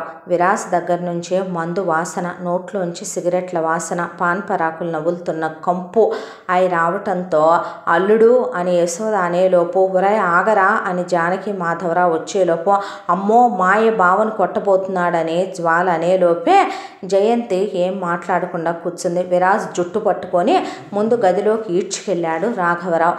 ఎందుకు చేస్తున్నావు ఇలాంటి పనులు? ఇవి తప్పని, ఇలాంటి తప్పుడు పనులు, ఇలాంటి తప్పుదారుల్లో నడవటాలు మనలాంటి వాళ్ళ ఫ్యామిలీస్కి కరెక్ట్ కాదని నీకు తెలియదంటరా?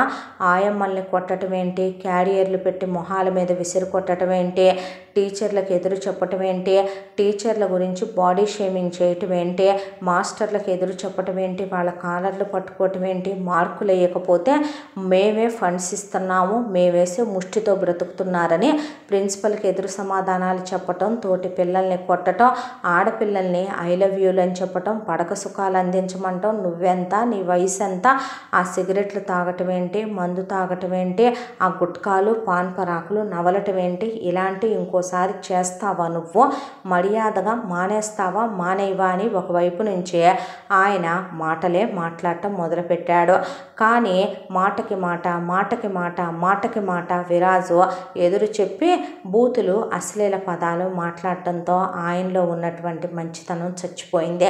ఒక తండ్రిగా పిల్లాన్ని క్రమశిక్షణలో పెట్టాల్సిన బాధ్యత ఎంతైనా తండ్రిదేనని బెల్ట్ తీసుకొని పీస్ అయిపోయిందాకా కొట్టినా కూడా విరాజు ఎదురు తిరిగిపోయి అస్సలు తగ్గలేదు. దాంతో ఇవాళ నువ్వు మారటమో, నా కాళ్ళు పట్టుకొని నాది తప్పైపోయింది, మళ్ళీ ఇలా చెయ్యను నాన్నగారు అన్నదాకా నేను నిన్ను కొట్టి చంపేయటం అన్నా జరగాలి, లేదా నువ్వు మారటం అన్నా జరగాలి. అల్లుడు నీకు దండం పెడతాం, అల్లుడు నువ్వు మూర్ఖుల్లా తయారయ్యావు, అల్లుడు నీ కాళ్ళు పట్టుకుంటాను, అల్లుడు పశువుడు అల్లుడు, వారసుడు అల్లుడు. ఏమండి మీరు మనిషా లేకపోతే రాయ? అలా కూర్చున్నారేంటండి? వాడు మన మనవడు కాదా ఏంటండి? నేనైతే గనక ఒక్కటే చెప్తానే, అతను మన అల్లుడు మాత్రమే కాదు, కొడుకు కూడా. పిల్లాడిని ఇప్పుడు క్రమశిక్షణలో పెట్టకపోతే రేపు వాడు ఎందుకు పనికిరాడో. నేనేదైతే చేసుండేవాడినో మనకు కొడుకున్నా అదే అల్లుడు చేస్తున్నాడని నేను సంతోషపడుతున్నానని భానుప్రసాద్ మాట్లాడకుండా కూర్చున్నాడు.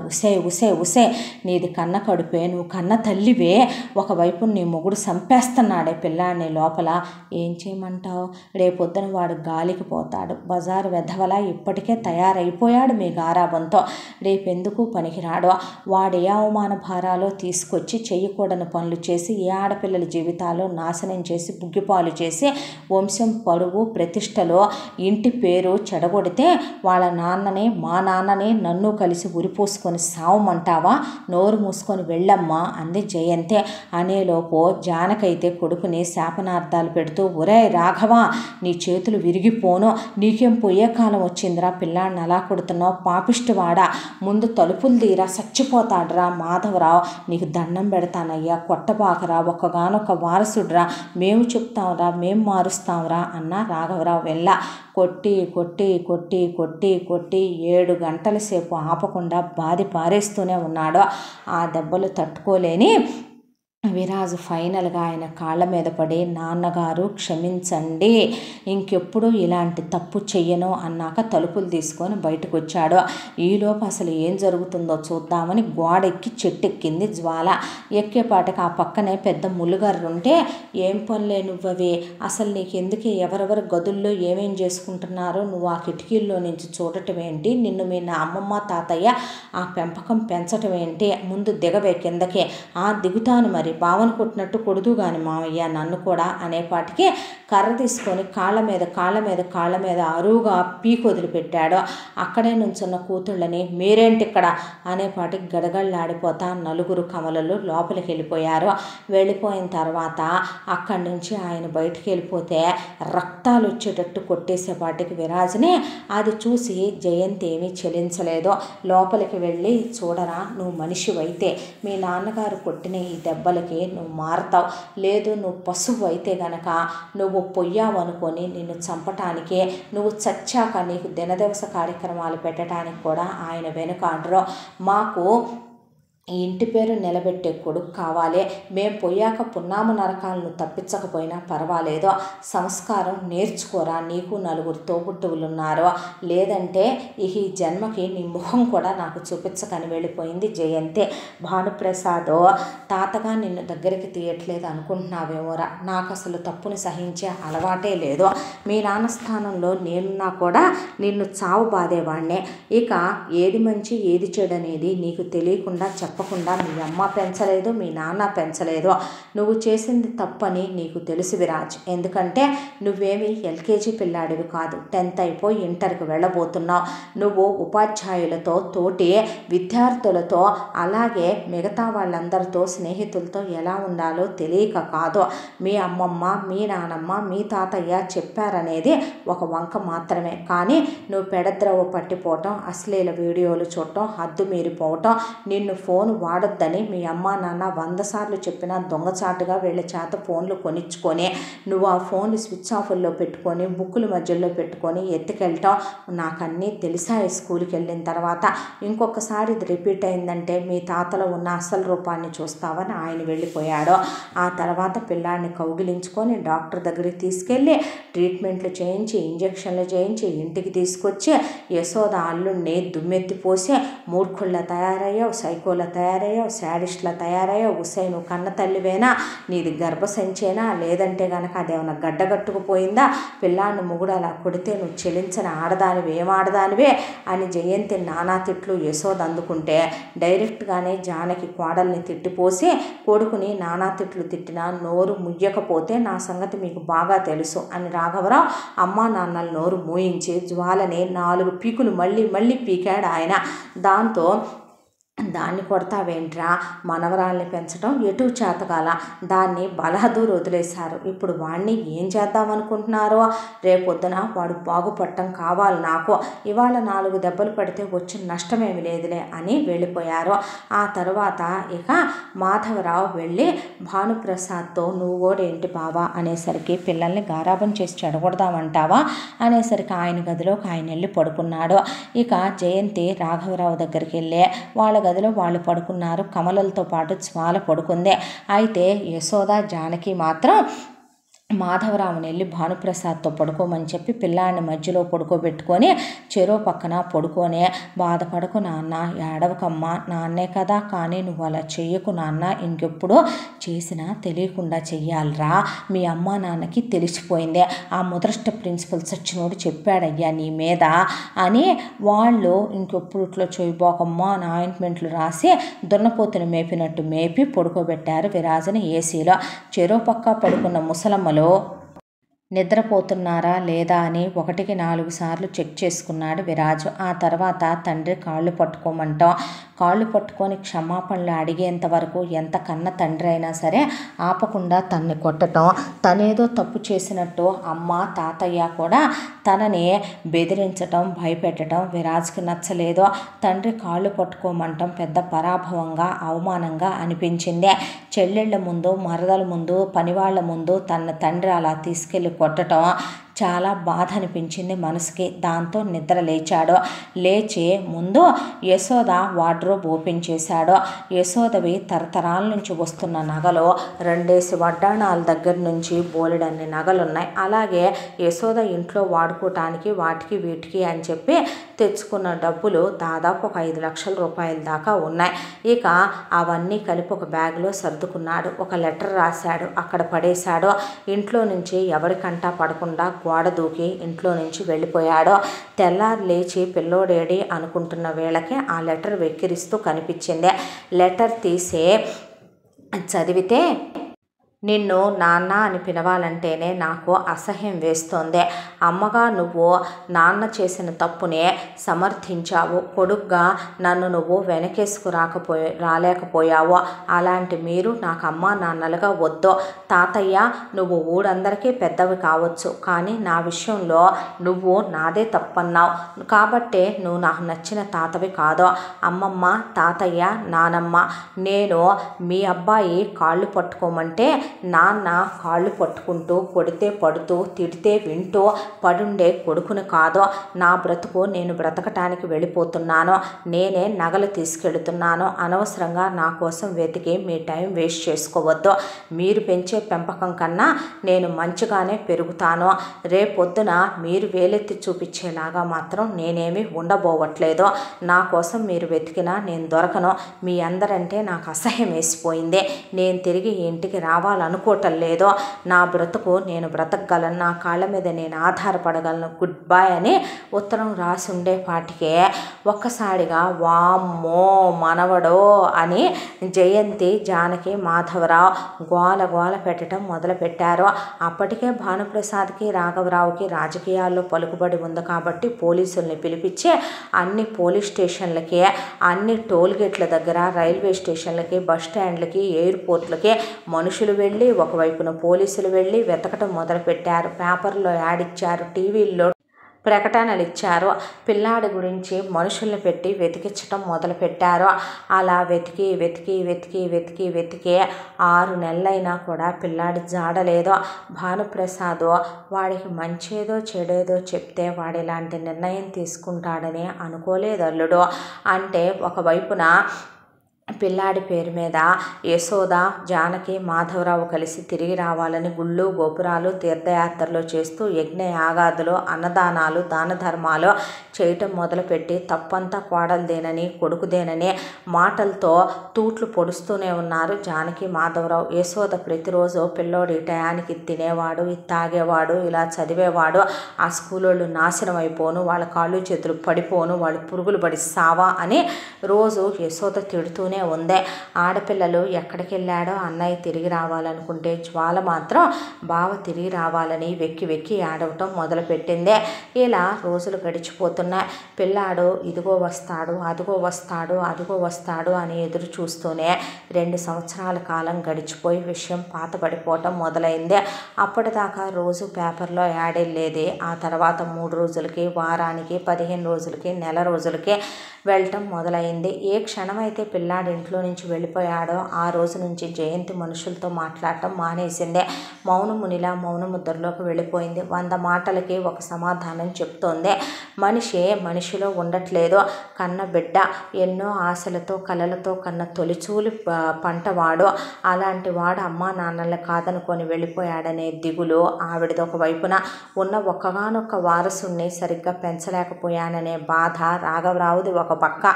ఇక పైకి భార్య బాధ పడితే తను తట్టుకోలేడని బాధపడట్లేదని ఆయనకి తెలుసు. ఆయన బాధపడితే తను తీసుకోలేదని ఆయన తన ముందు బాధపడట్లేదని ఆవిడకి తెలుసు. ఈలోపు అంచెలంచెలుగా రాఘవరావు రాజకీయాల్లో ఎదుగుదామని ఆయన ప్రయత్నాలు ఆయన చేస్తూనే ఉన్నాడు. ఒకవైపున పిల్లోడు పోయాడనే దిగులు, మరొక వైపున ఆయన ఎమ్మెల్యేగా పోటీ చేస్తూ మొట్టమొదటిసారి అప్పటి వరకు ఏ రోజు లేనిదే ఓటమిని చవి చూడాల్సి వచ్చింది. ఓడిపోయాననే బాధ కన్నా బిడ్డ పోయాడనే బాధే ఎక్కువ తొలిచేసింది ఆయన్ని. ఈ బాధలో ఈ దిగుల్లోనే 11 సంవత్సరాల కాలం గిర్రున గడిచిపోయింది కాలచక్ర ప్రవాహంలో. జయంతి ముఖం మీద నిజమైన నవ్వు నవ్వి కడుపు నిండా తిని కంటి నిండా నిద్రపోయి భార్యాభర్తలో పిల్లాడు వెళ్ళిపోయిన 11 సంవత్సరాలు గడిచిపోయింది. అలాగే ప్రతి సంవత్సరం పిల్లాడి పుట్టినరోజు నాడు బిడ్డ ఎలా ఉన్నాడో ఎక్కడున్నాడో పెద్ద పెద్ద సిద్ధాంతుల దగ్గరికి వెళ్ళి కనుక్కొస్తే బ్రతికే ఉన్నాడని తెలుస్తోంది. ఎంత వెతికిచ్చినా విసిగి వేసారిపోయాడే తప్ప బిడ్డ జాడ తెలియలేదు. ఈ 11 సంవత్సరాల్లో ఈకెటు వయసు అయిపోయిందనే దాంతో పిల్లాడి కోసం ఏడిసి బాధపడి జానకి మాధవరావు కూడా జయంతి రాఘవరావుల దగ్గరికి వచ్చి జ్వాలను కూడా ఇక్కడికి తీసుకొచ్చి ఇక్కడే స్థిరపడిపోయి సెటిల్ అయిపోయారు. యశోద మనవడి గురించి ఏడ్చి కొన్నాళ్ళకి జనజీవన స్రవంతిలో కలిసిపోయి నార్మల్ అయిపోయింది. భానుప్రసాద్ కూడా మనవడు గుర్తొచ్చిన ప్రతి క్షణం చిన్ననాటి ఫోటోలు చూసే బాధపడని క్షణం అంటూ లేదు. ఈ 11 ఏళ్లలో పిల్లలు నలుగురితో పాటు జ్వాలను కూడా కలిపి చదివించుకుంటూ వచ్చేశారు. కూతురు అల్లుడు కలిపే.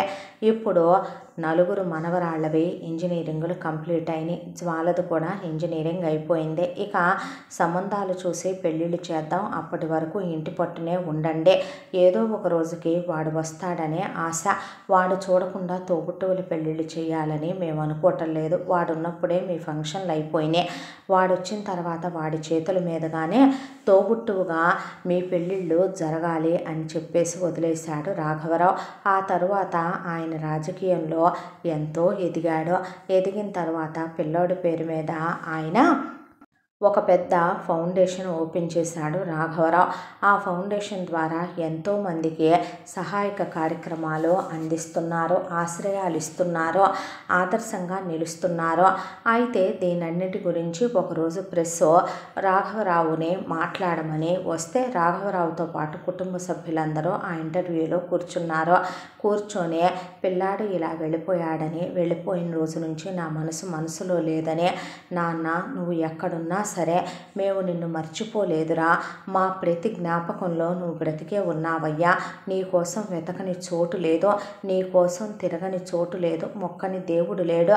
బహుశా నేను తప్పు చేశానని, నిన్ను కొట్టానని నువ్వు బాధపడితే అది నువ్వు మంచిగా పెరగాలని, నిన్ను మంచి దారిలో పెంచాలనే తప్ప నీ మీద కోపంతో పగతో కాదని. ఇప్పుడు నువ్వు ఎదుగుంటావు, బ్రతికే ఉంటావు, ఇది నువ్వు చూస్తే అర్థం చేసుకొని తిరిగి రారా. ఇక్కడ ఎన్నో గుండెలు నీ కోసం తప్పించిపోతున్నాయి ప్రేమతో, నీ కోసం మేమందరం 1000 కళ్ళతో ఎదురు చూస్తున్నామని ఇంతెల్లపాదే మాట్లాడారు. ఆ తర్వాత కొన్ని రోజులకి ఒక ఫోన్ కాల్ వచ్చింది. ఎప్పుడు యశోద ఎత్తే ఫోను ఆ రోజు యశోద స్నానానికి వెళ్ళటంతో భానుప్రసాద్ ఎత్తాడు. అటు నుంచి ఒక గొంతు, ఎవరు అని అడిగాడు ఆయన. తాత నేను విరాజ్ని అనేసరికి ఆయన పోయిన ప్రాణం లేచొచ్చినట్టు అనిపించి, ఏంటి నిజమే అనేసరికి, నిజమే తాతయ్య, ఎక్కడున్నావురా, ఏమైపోయావురా, ఎలా ఉన్నావురా, నేను బాగానే ఉన్నాను, బ్రతికే ఉన్నాను, 2 రోజుల్లో నేనే మన ఊరు వస్తాను, మీ దగ్గరకు వస్తాను, అమ్మా నాన్నలకి నా క్షమాపణలు చెప్పు, నేను మారానని చెప్పు, మళ్ళీ ఎప్పుడు అలా వెళ్ళిపోనని చెప్పు, ఇక నుంచి మీతోనే కలిసి ఉంటానని చెప్పు. మిమ్మల్ని వదిలేసి నేను ఇంతకాలం ఏం పోగొట్టుకున్నానో నాకు అర్థమైంది. కాకపోతే నేను ఆ రోజు ఏదైతే చెప్పానో అలాగే మంచిగా మంచిదారిలోనే పెరిగి తిరిగి వస్తున్నాను తాతయ్య అని చెప్తే, నిజమేనట్రా అన్నాడు భానుప్రసాద్. నిజంగా తిరిగొస్తాను తాత అని చెప్పి ఫోను చాలాసేపు మాట్లాడాక విరాజ్ ఫోన్ పెట్టేశాడు. ఆ తర్వాత ఈ విషయం అందరికీ చెప్తే సంతోషంతో ముసలోళ్ళందరూ ఎగిరి గంతేశారు. ఇల్లంతా అప్పటికే రెనోవేషన్లు చేయించున్న పండక్కి ఎలాగైతే అలంకరిస్తారో ఇల్లంతా సంబరాలు చేస్తూ ఇల్లంతా అలంకరించారో. ఆడపిల్లల అన్నయ్య వస్తున్నాడని ఆనందపడిపోయారు. జ్వాల ఎగిరి గంతులేసి షాపింగ్కి వెళ్ళిపోయి బ్యూటీ పార్లర్కి వెళ్ళిపోయింది. ఇక జయంతి దేవుడి దగ్గరికి వెళ్ళి పడిపోయింది. రాఘవరావు ఆయన బెడ్రూమ్లో మోకాళ్ళ మీద కూర్చొని పిల్లాడి ఫోటో గుండెలకు అదుముకొని అన్నాళ్ళుగా దాచుకున్న దుఃఖం పోయేంత వరకు వెక్కి వెక్కి ఏడుస్తుంటే భానుప్రసాద్కి అది వినపడి అర్థమయ్యి తల్లిదండ్రుల ప్రేమ బహుశా ఇలానే ఉంటుందేమో కదో, కొంతమంది బయటపడతారు కొంతమంది బయటపడరు అనుకున్నాడు ఆయన. ఆ తర్వాత 2 రోజులు గడిచిపోయింది. పిల్లాడు రాలేదు.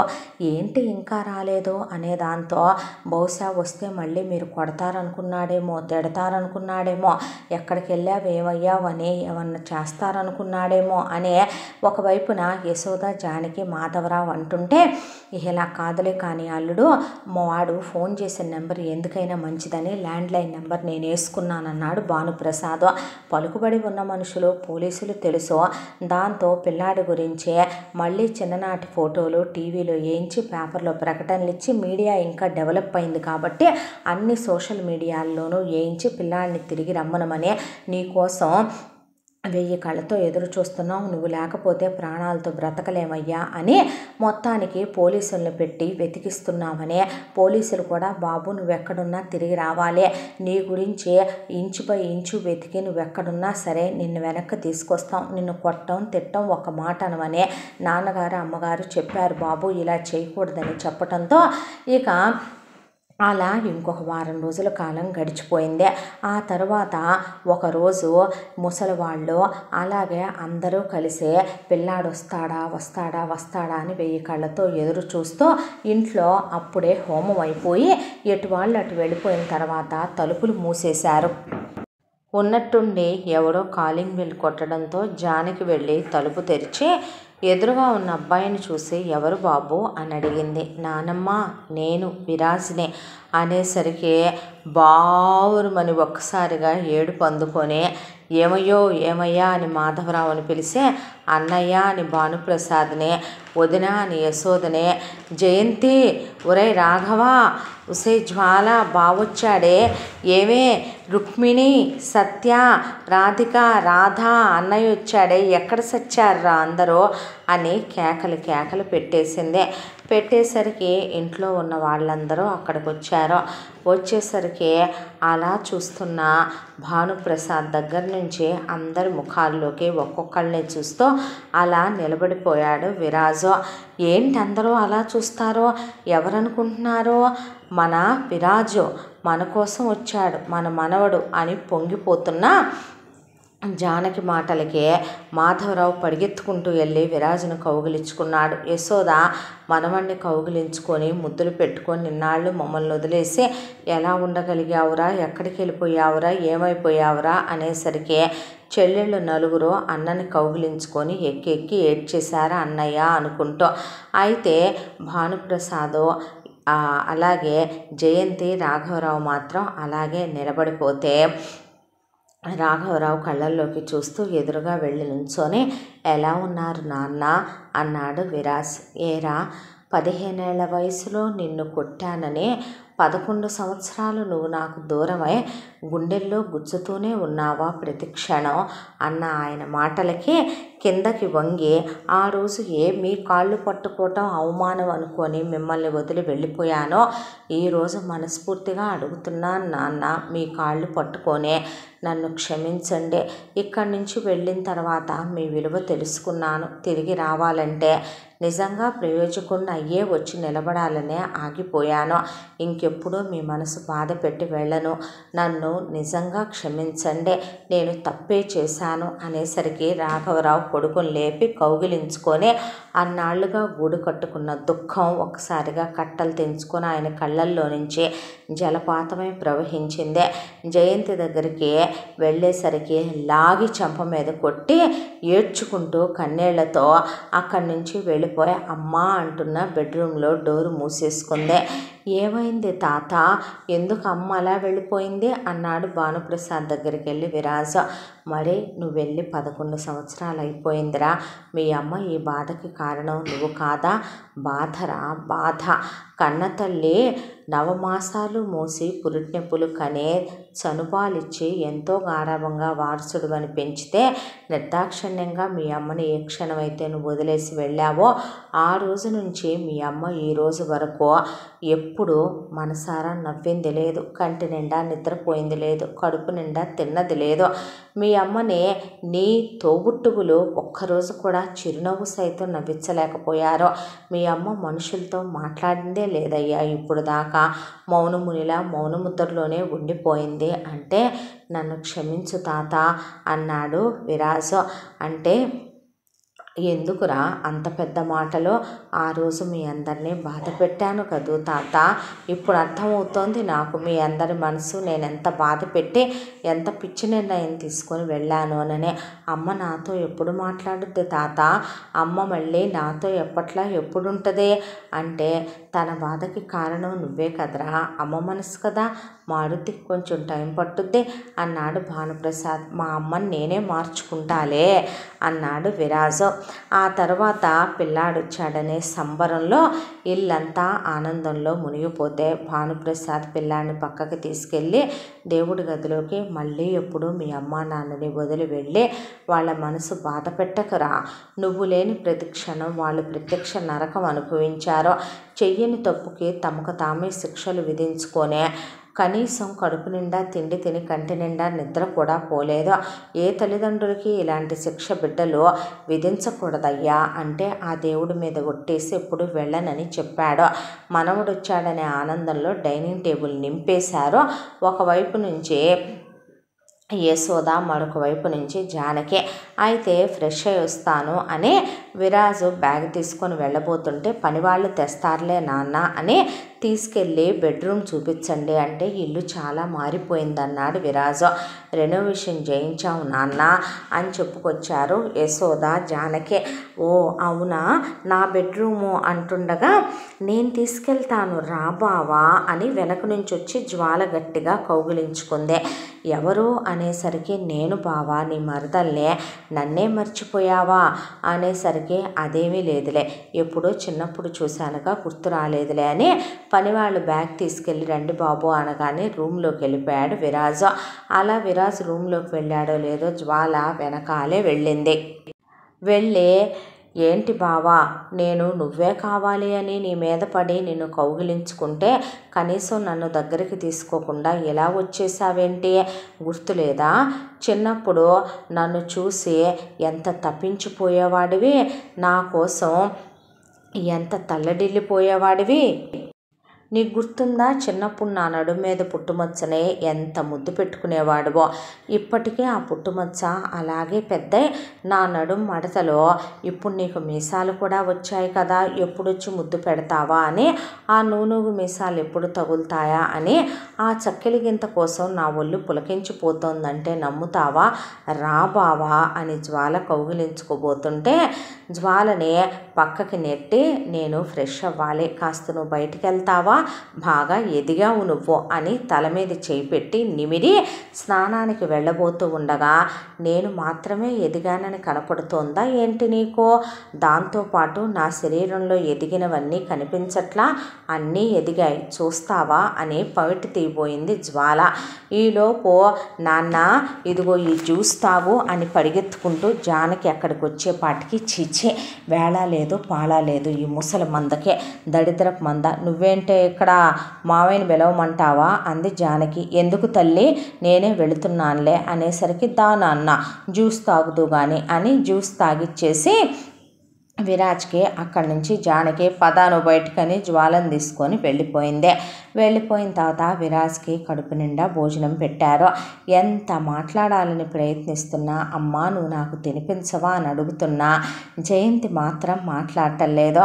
ఇక ఆ తర్వాత ఇలా ఒక వారం 10 రోజులు గడిచిపోయిన తర్వాత విరాజు స్నానం చేస్తుంటే దొంగతనంగా జ్వాల కిటికీల్లో నుంచి చూడటం, విరాజు బట్టలు మార్చుకుంటుంటే చూడటం, అలాగే విరాజ్ని వెనక నుంచి కౌగిలించుకోవటం, కావాలని అతని ముందు పమిట జార్చడం, ఒక్కడే బెడ్రూమ్లో ఉన్నప్పుడు వెళ్ళి ఐ లవ్ యూ చెప్పడం, అతని ముందు కావాలని టవల్ కట్టుకొని అతని బాత్రూంలో నుంచి పరిగెత్తుకుంటూ వచ్చి అతని మీద పట్టడం, బొద్దింకని కౌగిలించుకోవటం, బల్లని కౌగిలించుకోవటం, అతని ముందు ఇంట్లో రాఘవలేని టైం చూసి కావాలని మోకాళ్ళపైకి బట్టలు వేసుకొని చిన్న పొట్టి బట్టలు వేసుకొని చూసావా బావా ఈ పుట్టుపచ్చ అంటే నీకు ఎంత ఇష్టం, ఎన్నిసార్లు ముద్దు పెట్టుంటావో చూసావా బావా ఇవన్నీ నీకోసమే, అడవి కాచిన వెన్నెలైపోతోంది బావా ఈ అందం అని అలా నగ్నంగా నిలబడిపోయింది బట్టలన్నీ తీసే. దాంతో అక్కడి నుంచి లేచి వెళ్ళిపోయాడు విరాజు. పిచ్చి పట్టిందా ఏంటి బావా నీకు అంటే, ఏం పనులు ఇవి పెళ్ళి కాకుండా, నువ్వు చాలా మారిపోయావు, ఏంటిదంతా అసలు అన్నాడు విరాజు. జ్వాల నెవర్ చేంజ్ బావా అంది Jwala. Everything will be change Monday, ఎందుకు కంగారు పడతావు అనేసి అక్కడి నుంచి వెళ్ళిపోయి ఇంట్లో వాళ్ళంతా మారారు, ఇల్లు కూడా మారిందే, నువ్వు మాత్రం నిజమేలే ఎలా ఉన్నావో అలాగే ఉన్నట్టున్నావు, కొందరంతే నీలాగే ఉంటారు వింతగా అనేసి బయటికి వెళ్ళిపోయాడు. అదే టైంకి భానుప్రసాద్ టెన్షన్గా ఫోన్లో మాట్లాడుతుంటే ఏమైంది తాత అని అడిగాడు. వెళ్ళి భానుప్రసాద్ని ఏమీ లేదు నాన్న, మంది చాలా పెద్ద ల్యాండ్ ఒకటి ఉంది, ఆ ల్యాండ్ మీ అమ్మకి ఇద్దాం అనుకున్నాను ఒక రోజున, అయితే మీ అమ్మ వద్దు నీకు ఇమ్మనమని చెప్తే ఆ ల్యాండ్ అలాగే ఉంచేసావు, నువ్వు వచ్చాక నీకు అప్పచెబుదామని. అయితే ఒక పనికి మాలిన వెధవ ఇప్పుడు అందులో బోర్డు పాతి అది నాదే అంటున్నాడు. ధర్మ ప్రకారం వాడు కొనుక్కుంటే నేను అమ్మేద్దును, ఎందుకు అనవసరమైన రిస్క్ అనుకునేవాడిని. రోడ్డు పక్కనే ఉన్నటువంటి పెద్ద స్థలం రాదే, అయితే వాడేంటి అన్యాయంగా కనీసం సగం రేటుకు కూడా కాదు, సగానికి సగం రేటుకి ఇచ్చి సంతకాలు పెట్టకపోతే ఊరుకోనని, కబ్జా చేశానని ఫోన్లు చేసి బెదిరిస్తున్నాడు. వెళ్ళి మాట్లాడదాం పద తాత అని చెప్పి విరాజ్ భానుప్రసాద్ని తీసుకెళ్ళి అవతల వాడితో మాట్లాడితే, మీకేమైనా తినటానికి లేక సస్తున్నారా, ఉండటానికి లేక సస్తున్నారా, ఎన్ని వ్యాపారాలు ఉన్నాయి, ఎన్ని స్థలాలు ఉన్నాయి, ఈ ఒక్క స్థలం పోతే పోతారా, నేను అక్కడ పెద్దగా 150 ఫ్లాట్లతో ఒక అపార్ట్మెంట్ ప్లాన్ చేసుకున్నా, ఇచ్చినంత తీసుకొని మూసుకోమన్నా కాదన్నావు, అందుకే కబ్జా చేసి బోర్డు పాతి పేపర్లో నా పేరు మీదకి వచ్చేలాగా లంచం పెట్టి సంపాదించుకోగలిగాను, నువ్వు నీ అల్లుడు కలిసి ఏం పీకుతారో పీక్కోండని వాడు నోటికి వచ్చినట్టు మాట్లాడాడు. దాంతో కోపంతో అప్పటి వరకు ప్రశాంతంగా చాలాసేపు నచ్చజెప్పాడు విరాజ్. అది కరెక్ట్ కాదన్నాడు, పెద్దవాళ్ళతో అలా మాట్లాడకూడదన్నాడు. నువ్వెవడవరా చెప్పటానికి అనేసరికి వాడు నా మనవడు అన్నాడు భానుప్రసాద్. సరిలే అని వాడు వెళ్ళబోతుంటే, ఈ బోర్డేగా తాత మన స్థలంలో పీకిందని ఆ బోర్డే పీకి అక్కడ వాడు 10 మంది రౌడీలను వేసుకొని వస్తే ఆ బోర్డు పెట్టి 10 మంది రౌడీల్ని వాడిని ఒకళ్ళ మీద ఒకళ్ళని పడేసి కుక్కలను కొట్టినట్టు కొట్టాడు విరాజు. దాంతో వామ్మో వాయ్యో అని అక్కడి నుంచి పరిగెత్తుకెళ్ళబోతుంటే ఎవడికి తెలియని లాలు నేర్పుతున్నారా మీరు?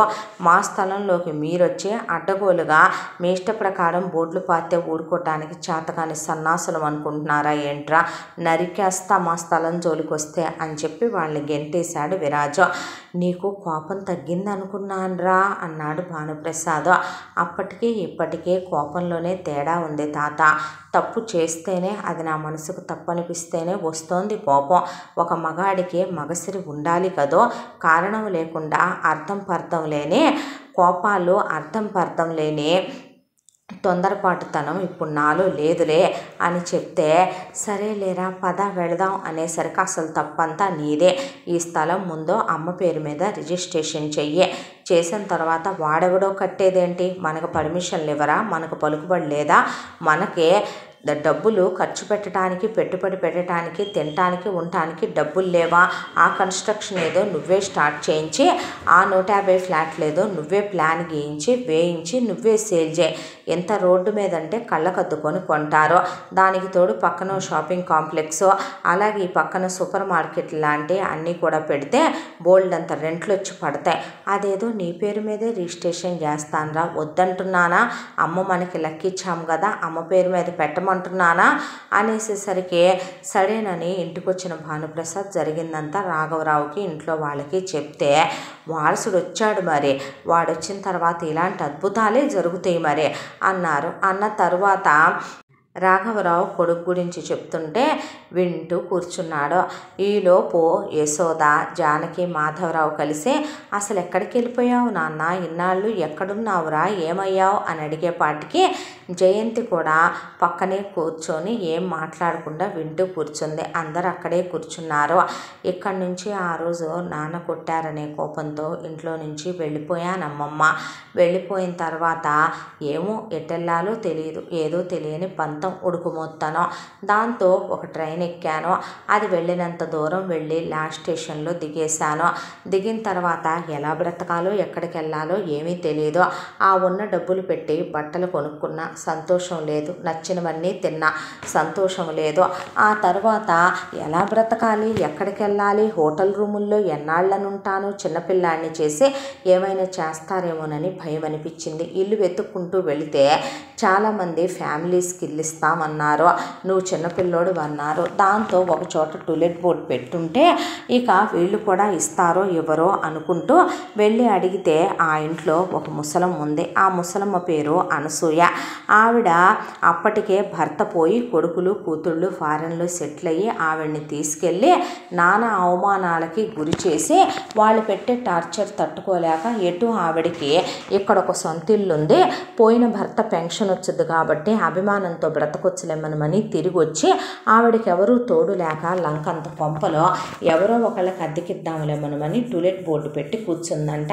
నన్ను చూసింది, జరిగింది అడిగింది, చెప్పాను. అయితే మీ పేర్లు వివరాలు అడిగితే మాత్రం చెప్పనని చెప్పాను. సరే నీ మొండితనం సల్లంగుండా అని చెప్పి దగ్గరికి తీసింది. నాకే అద్దొద్దులేరా, నా మనవడుగా తోడుండయ్యా అని చెప్పింది. ఆ తర్వాత చదువుకునే వయసులో చదువు చెడగొట్టుకొని వచ్చానని ఆవిడే కాలేజీకి తీసుకెళ్ళి చేర్పించింది. చేర్పించిన తర్వాత ఎత్తుకెళ్ళిన డబ్బులున్నాయి, నగలున్నాయి. ఆవిడేమీ నా ఫీజులు కట్టలేదు, నేనే కట్టుకున్నాను. ఆ తర్వాత ఇంటరు, ఇంజనీరింగ్ అయిపోయింది. అయిపోయిన తర్వాత కరెక్ట్గా నా ఇంజనీరింగ్ అయిపోయే టైంకి ఆవిడకి వయసు అయిపోయి ఆవిడ పోతూ పోతూ తన కొడుకులు కూతుళ్ళ కన్నా నేనే ఆవిడని బాగా చూశానని ఆవిడ పేరు మీద ఉన్న ఇల్లు నా పేరు మీద పెట్టి పోయింది. అయితే ఆవిడ కర్మకాండలకు వచ్చిన ఆవిడ కొడుకులు కూతుళ్ళు అల్లుళ్ళు కోడళ్ళు నా మీద యుద్ధం ప్రకటించారు. ఆవిడ ఆఖరి జ్ఞాపకంగా ఉన్న ఆ ఇల్లు వాళ్ళకి ఇచ్చే దాన్ని వాళ్ళు అమ్మేసి గుర్తులు లేకుండా చెరపటం కన్నా ఆ ఇల్లు నేను ఇవ్వనని, నేను మేజర్నని అడ్డం తిరిగేసరికి తిట్టుకొని వాళ్ళకి ఫారెన్లో కోట్లు ఉన్నాయి కాబట్టి వాళ్ళు తిరిగి వెళ్ళిపోయారు. ఆ తర్వాత ఎత్తుకెళ్ళిన బంగారంలో కొంత అమ్మి పీజీ చదువుకున్నాను. అయిపోయిన తర్వాత ఈ మధ్యనే నా పీజీ అయిపోయి ఒక 10 నెలల కాలం గడిచింది.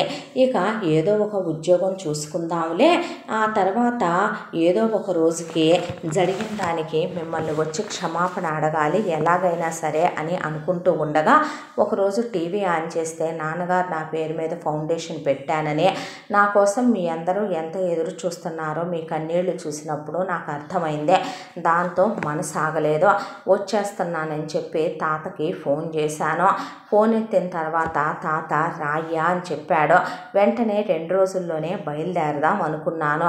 అయితే అనుకోకుండా కొంచెం నా సర్టిఫికెట్స్ పని అది ఉండి ఆ తర్వాత కాస్త ఆలస్యమైంది. దాంతో ఆ తర్వాత ఇక్కడికి వచ్చాను. ఇదిగో బామ్మ, ఆ రోజు తీసుకెళ్ళిన నగల్లో నేను కొన్ని నగలే అమ్మాను, మిగతా నగలన్నీ ఇందులోనే ఉన్నాయి, తీసుకో, డబ్బు మాత్రం ఖర్చు అయిపోయింది అని చెప్పాడు విరాజు. అయ్యో, ఇంకా నేను నా నగలు తీసుకురాలేకపోయానే, నా నగలకు సార్థకత కలగలేదే, నేను నీకు ఇవ్వలేకపోయానే నానమ్మ, కానీ నేను బాధపడుతుంటే మీ అమ్మమ్మ నగలే వెనక్కి తెచ్చావే నాన్న, నీకు ఉపయోగపడని వాటి జన్మ వృధా కాదటయ్యా అంది జానకి. ఇలాంటి నేర్పేగా నా కొడుకుని ఎందుకు పనికి రాకుండా తయారు చేసి మీ ముగ్గురు కలిసి 11 ఏళ్ళు దూరం చేసినా ఇంకా మీ కడుపు చల్లారలేదన్నమాట. ఛీ, మీ బతుకులు చెడా అని రాఘవరావు అక్కడి నుంచి వెళ్ళిపోతే జయంతి కూడా వెనకాలే వెళ్ళిపోయింది. అమ్మమ్మ ఈ నగలు తీసేసుకో, నేనేం చేసుకుంటానే అని వాళ్ళ నగలు వాళ్ళకి ఇచ్చేశాడు. మా నాయనే, మా కొండే, మా బంగారమే, చూడరా మీ నాన్న ఎలా మాట్లాడతాడో, మేమేం ప్రపంచాన్ని చూసామని చెప్పు, నువ్వు వెళ్ళిపోయావనే దిగుల్లోనే జీవితం గడిచిపోయిందే. మాకు సినిమాకి వెళ్ళాలి, షికారుకి వెళ్ళాలి, ట్రిప్పులకి వెళ్ళాలి, అవి చూడాలి, ఈ చూడాలి అని ఉంటే తీసుకెళ్లే వాళ్ళెవరు, పట్టించుకునే వాళ్ళెవరు అని వీళ్ళు చెప్పేసరికి సరే తెల్లారేపాటికి రెడీగా ఉండమని సర్ప్రైజ్గా భానుప్రసాద్కి చెప్తే ఆయన నేను రాన్లే అనేసరికి ముసలోళ్ళు ముగ్గురిని, అమ్మమ్మని, తాతయ్యని, నానమ్మని తీసుకుని వెళ్ళి మొత్తానికి వాళ్ళు చూడాలనుకుంటున్న ప్రదేశాలన్నీ చూపించాడు. వాళ్ళు తినాలనుకుంటున్న తిండంతా తినిపించాడు. వాళ్ళు కొనుక్కోవాలనుకుంటున్నవన్నీ కొనిపించే వాళ్ళని హ్యాపీగా ఒక 1 నెల రోజుల పాటు తిప్పి ప్రపంచాన్నంతా వాళ్ళకు చూపించి వాళ్ళని తిప్పి తీసుకొచ్చాడు. ఇక వాళ్ళ సంబరాలు అంబరాన్నంటినే. మనవడు తిరిగి రావటం ఒక ఎత్తు అయితే వచ్చిన మనవడు వాళ్ళకి ప్రపంచాన్ని చూపించి తీసుకురావటంతో వాళ్ళ ఆనందానికి అవధులు లేకుండా పోయాయి. చిన్నపిల్లల్లా కేరింతలు కొడుతూ వచ్చారు. వాళ్ళ గుండెలు సంతోషంతో నింపేశాడు విరాజు. ఆ తర్వాత ఒకరోజు విరాజు అట్లా ఇంట్లో తిరుగుతూ ఉండగా పెద్ద చెల్లెలు, రెండో చెల్లెలు, ఇంకా మిగతా 2 చెల్లెళ్ళు ఉన్నారు కాబట్టి పెళ్ళిళ్ళు ఎందుకు చేయట్లేదు అని అడిగితే ఉన్నమాటే చెప్పుకొచ్చారు యశోద, జానకి కలిసే. పెళ్ళిళ్ళు చేద్దామనే అనుకున్నాడు నాన్న మీ నాన్న, కానీ నువ్వు లేకుండా నీ తోబుట్టువులు పెళ్లి చేయకూడదు, నువ్వు తిరిగొచ్చాకే పెళ్లి చేయాలి, నీ చేతుల మీదగానే అది జరగాలి అనే దాంతోనే మీ నాన్న పెళ్లి చెయ్యలేదయ్యా అని అడిగేసరికి ముందు పెద్ద చెల్లెళ్ళకి సంబంధాలు చూడకపోయారా నాన్నగారు అని రాఘవతో అన్నాడు విరాజు. వెంటనే ఏర్పాట్లు చేస్తాను, వచ్చే వారమే పెళ్లి వాళ్ళు వస్తామన్నారంట, మనకి తెలిసిన పెళ్ళిళ్ళ పేరయ్య ఇప్పుడే కబురు చెప్పాడని ఆయన గంటలో ఆన్సర్ చెప్పాడు విరాజ్కి. దాంతో చెల్లెళ్ళకి ఆ విషయం చెప్దాం కదా అని వెళ్ళేలోపు మొహంలో నెత్తురు చుక్కలేదు రుక్మిణికి, సత్యకి. ఏమైందే, ఎవరినైనా ప్రేమించారా ఏంటి అని అడిగితే అబ్బే అలాంటిదేమీ లేదన్నయ్య, కాకపోతే ఈ పెళ్ళి మాకు ఇష్టం లేదు, ఇన్నాళ్ళ తర్వాత నువ్వు ఇప్పుడే వచ్చావు కదా, తాత బామ్మల్నే తీసుకెళ్ళి నువ్వు ప్రపంచమంతా చూపించావు, కొన్నాళ్ళు నీతో గడపాలనుందే, ఏంటి నిజమా అన్నాడు విరాజు. నిజమే అన్నయ్య, సరే ఫోన్ ఇవ్వండి అని చెప్పి ఫోన్ చేతిలోకి తీసుకొని ఆ ఫోన్ చూసేసరికి వాల్ పేపర్లుగా ఎవరో అబ్బాయిలు పెట్టున్నాయి. ఎవరే వీళ్ళు అని అడిగితే వాళ్ళ అన్నయ్యని గట్టిగా పట్టుకొని డోర్లు వేసేసి కూర్చోబెట్టారు మంచం మీద. అన్నయ్య, వీడి పేరు అనిల్, వీడి పేరు విమల్, మేమిద్దరం వీళ్ళిద్దరిని ప్రేమిస్తున్నాం, వీళ్ళిద్దరిది మన క్యాస్ట్కి దగ్గరగా ఉండే క్యాస్టే, ఇక దానికి తోడు బాగా సెటిల్ అయిన ఫ్యామిలీలో, అబ్బాయిలకి పెద్ద పెద్ద వ్యాపారాలు ఉన్నాయి, అబ్బాయిలకి వాటి మీద ఇంట్రెస్ట్ లేవు, అబ్బాయిలు వేరే బిజినెస్లు పెట్టుకున్నారు, కానీ నాన్నగారు అసలు మీ ప్రేమల పెళ్ళిళ్ళకి ఒప్పుకుంటారంటే దానికి తోడు వేరే కులం అంటే ఒప్పుకుంటారా?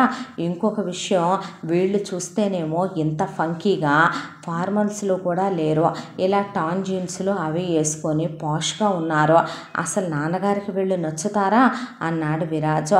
అనేసరికి అన్నయ్య మేము చచ్చిపోవా, నువ్వు మాట్లాడే వాళ్ళతోనే మా పెళ్ళి చేస్తావా, మేము బ్రతకం అన్నయ్య అనేపాటికి సరే విరాజు ఉండండి, మీరు కొంచెం వాళ్ళని మారైనా రమ్మనమని చెప్పండి వచ్చేటప్పుడు అని చెప్తే తప్పకుండా అని చెప్పి విరాజ్ వెనకాలే వెళ్ళి నుంచున్నారు. నాన్నగారు పెళ్ళి వాళ్ళని రావద్దని చెప్పండి అంటే ఏం నాన్న ఎందుకనే అంటే చెల్లాయి వాళ్ళకి వాళ్ళు నచ్చరు, ఏది చూడకుండానే నేను వీళ్ళిద్దరూ కమల పిల్లలు కాబట్టి వీళ్ళిద్దరినీ అన్నదమ్ములకే ఇవ్వాలని నేను అనుకుంటున్నాను. కానీ మనం అనుకున్నట్టే ప్రపంచం ఉండదు కదా నాన్న, వాళ్ళిద్దరూ వేరే వేరే అబ్బాయిల్నే ఇష్టపడుతున్నారు. వాళ్ళు మన కులానికి దగ్గర కులమే కానీ మన కులం కాదు. దానికి తోడు వాళ్ళు స్థిరచరాస్తులు ఉన్న సెటిల్ అయిన ఫ్యామిలీల్లో అబ్బాయిలే. కాకపోతే ఈ జనరేషన్ అబ్బాయిలు నాన్న మారిన లోకంతో పాటు మనం కూడా మారాలి కదా. ప్రేమించటాలేంటి, ప్రేమ వివాహాలేంటి, కొత్త కొత్తగా ఈ వేషాలేంటి అర్థం కాలేదా మావయ్య? నీ కూతుళ్ళు ఆల్రెడీ పెద్ద పెద్ద రాసలీలలో నడిపొచ్చామని వాళ్ళ అన్నయ్యతో సిఫారసు చేయిస్తున్నారు. మేమేమి నీలాగా అన్నయ్య గదిలోకి వెళ్ళి కౌగిలించుకొని పమిటి జార్చి అన్నీ సమర్పిస్తామని నువ్వు చెప్పినట్టుగా ఎవరితోనూ కాలు జారటానికి సిద్ధపడలేదులే, కానీ ఇంకా నోరు ముయ్ అన్నారు రుక్మిణి. సత్య అనేపాటికి వెళ్ళావా నువ్వు వాడి గదిలోకి అన్నాడు రాఘవరావు. బావే కదా, నా కాబోయే మొగుడే కదా, నా మొగుడితో నేను క్లోసుకుంటే తప్పే ఉంది మావయ్య. ఎవరు చెప్పారు వాడిని మొగుడనే, వాడికి నీకు నేను పెళ్లి చేస్తాననే. అదేంటి మావయ్య అంది జ్వాల. అవునే, నువ్వు నా అక్క కూతురివి, నా మేనగోడలివే. నా కూతుళ్ళు ఎలాగైతే గనక విరాజ్కి చెల్లెళ్ళో నువ్వు కూడా ఒక చెల్లెలివే. అర్థమవుతుందా విరాజ్? దాంతో నువ్వు అంతవరకే బంధం బంధుత్వం కొనసాగించాలి. అదేంటి మావయ్య బావ మరదళ్ళని అన్న చెల్లెళ్ళని చేసేసావు, ఏం చేయమంటావు మరి? చేయక నీకు ఒక విషయం చెప్పమంటావా? పోయి మీ అమ్మ అదృష్టవంతురాలు, నిన్ను వదిలించుకొని మీ నాన్న అదృష్టవంతుడు. నిన్ను మీ అమ్మమ్మ తాతయ్య పనికి రాకుండా పెంచారనుకున్నానే, అసలు నువ్వు పనికి మాలిన దానివే. నీ దగ్గర ఒక్కటైనా ఆడలక్షణం ఉందా? ఎంతమందితో ప్రేమాయణాలు నడిపావో, అసలు ఎప్పుడు చూసినా ఫోన్లో ఖాళీగా ఉంటావా? ఈ ఇంటి కూతుళ్ళనే ఎలాంటింటికి పంపించాలా అని ఆలోచించేవాడిని నేను.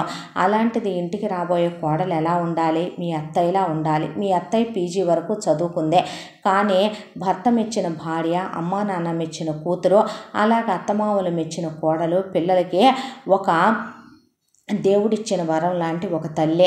నీలాగా మీ అత్తయ్య దగ్గర అహంకారం లేదు, గర్వం లేదు, లెక్కలేనితనం లేదు. మీ అత్తయ్యకి మనుషులంటే ఒక విలువ ఉంది. మనుషులు ఏమీ లేని విస్తరి ఎగిరెగిరి పడుతుంది, అన్నీ ఉన్న విస్తరే అణిగి మణిగి ఉంటుంది అన్నట్టుగా మీ అత్తయ్యకి ఆస్తిపాస్తులు నాకన్నా ఎక్కువ ఉన్నా కూడా ఏ రోజు గర్వం ప్రదర్శించనే గొప్ప ఉన్నత హృదయరాలు మీ అత్తయ్య. మీ అత్తయ్య కూడా చాలా చదువుకుంది, కానీ నీ అంత పొగరు, గర్వం, అహంకారం, పెద్దలంటే గౌరవం లేకపోవటం అలాంటి ఇది మీ అత్తయ్యలో ఏ రోజు లేదు. ఏం చేసుకొని నిన్ను చేసుకోవటం కన్నా ఆ పని మనిషి కూతుర్ని చేసుకోవటం ఎంతో విలువ.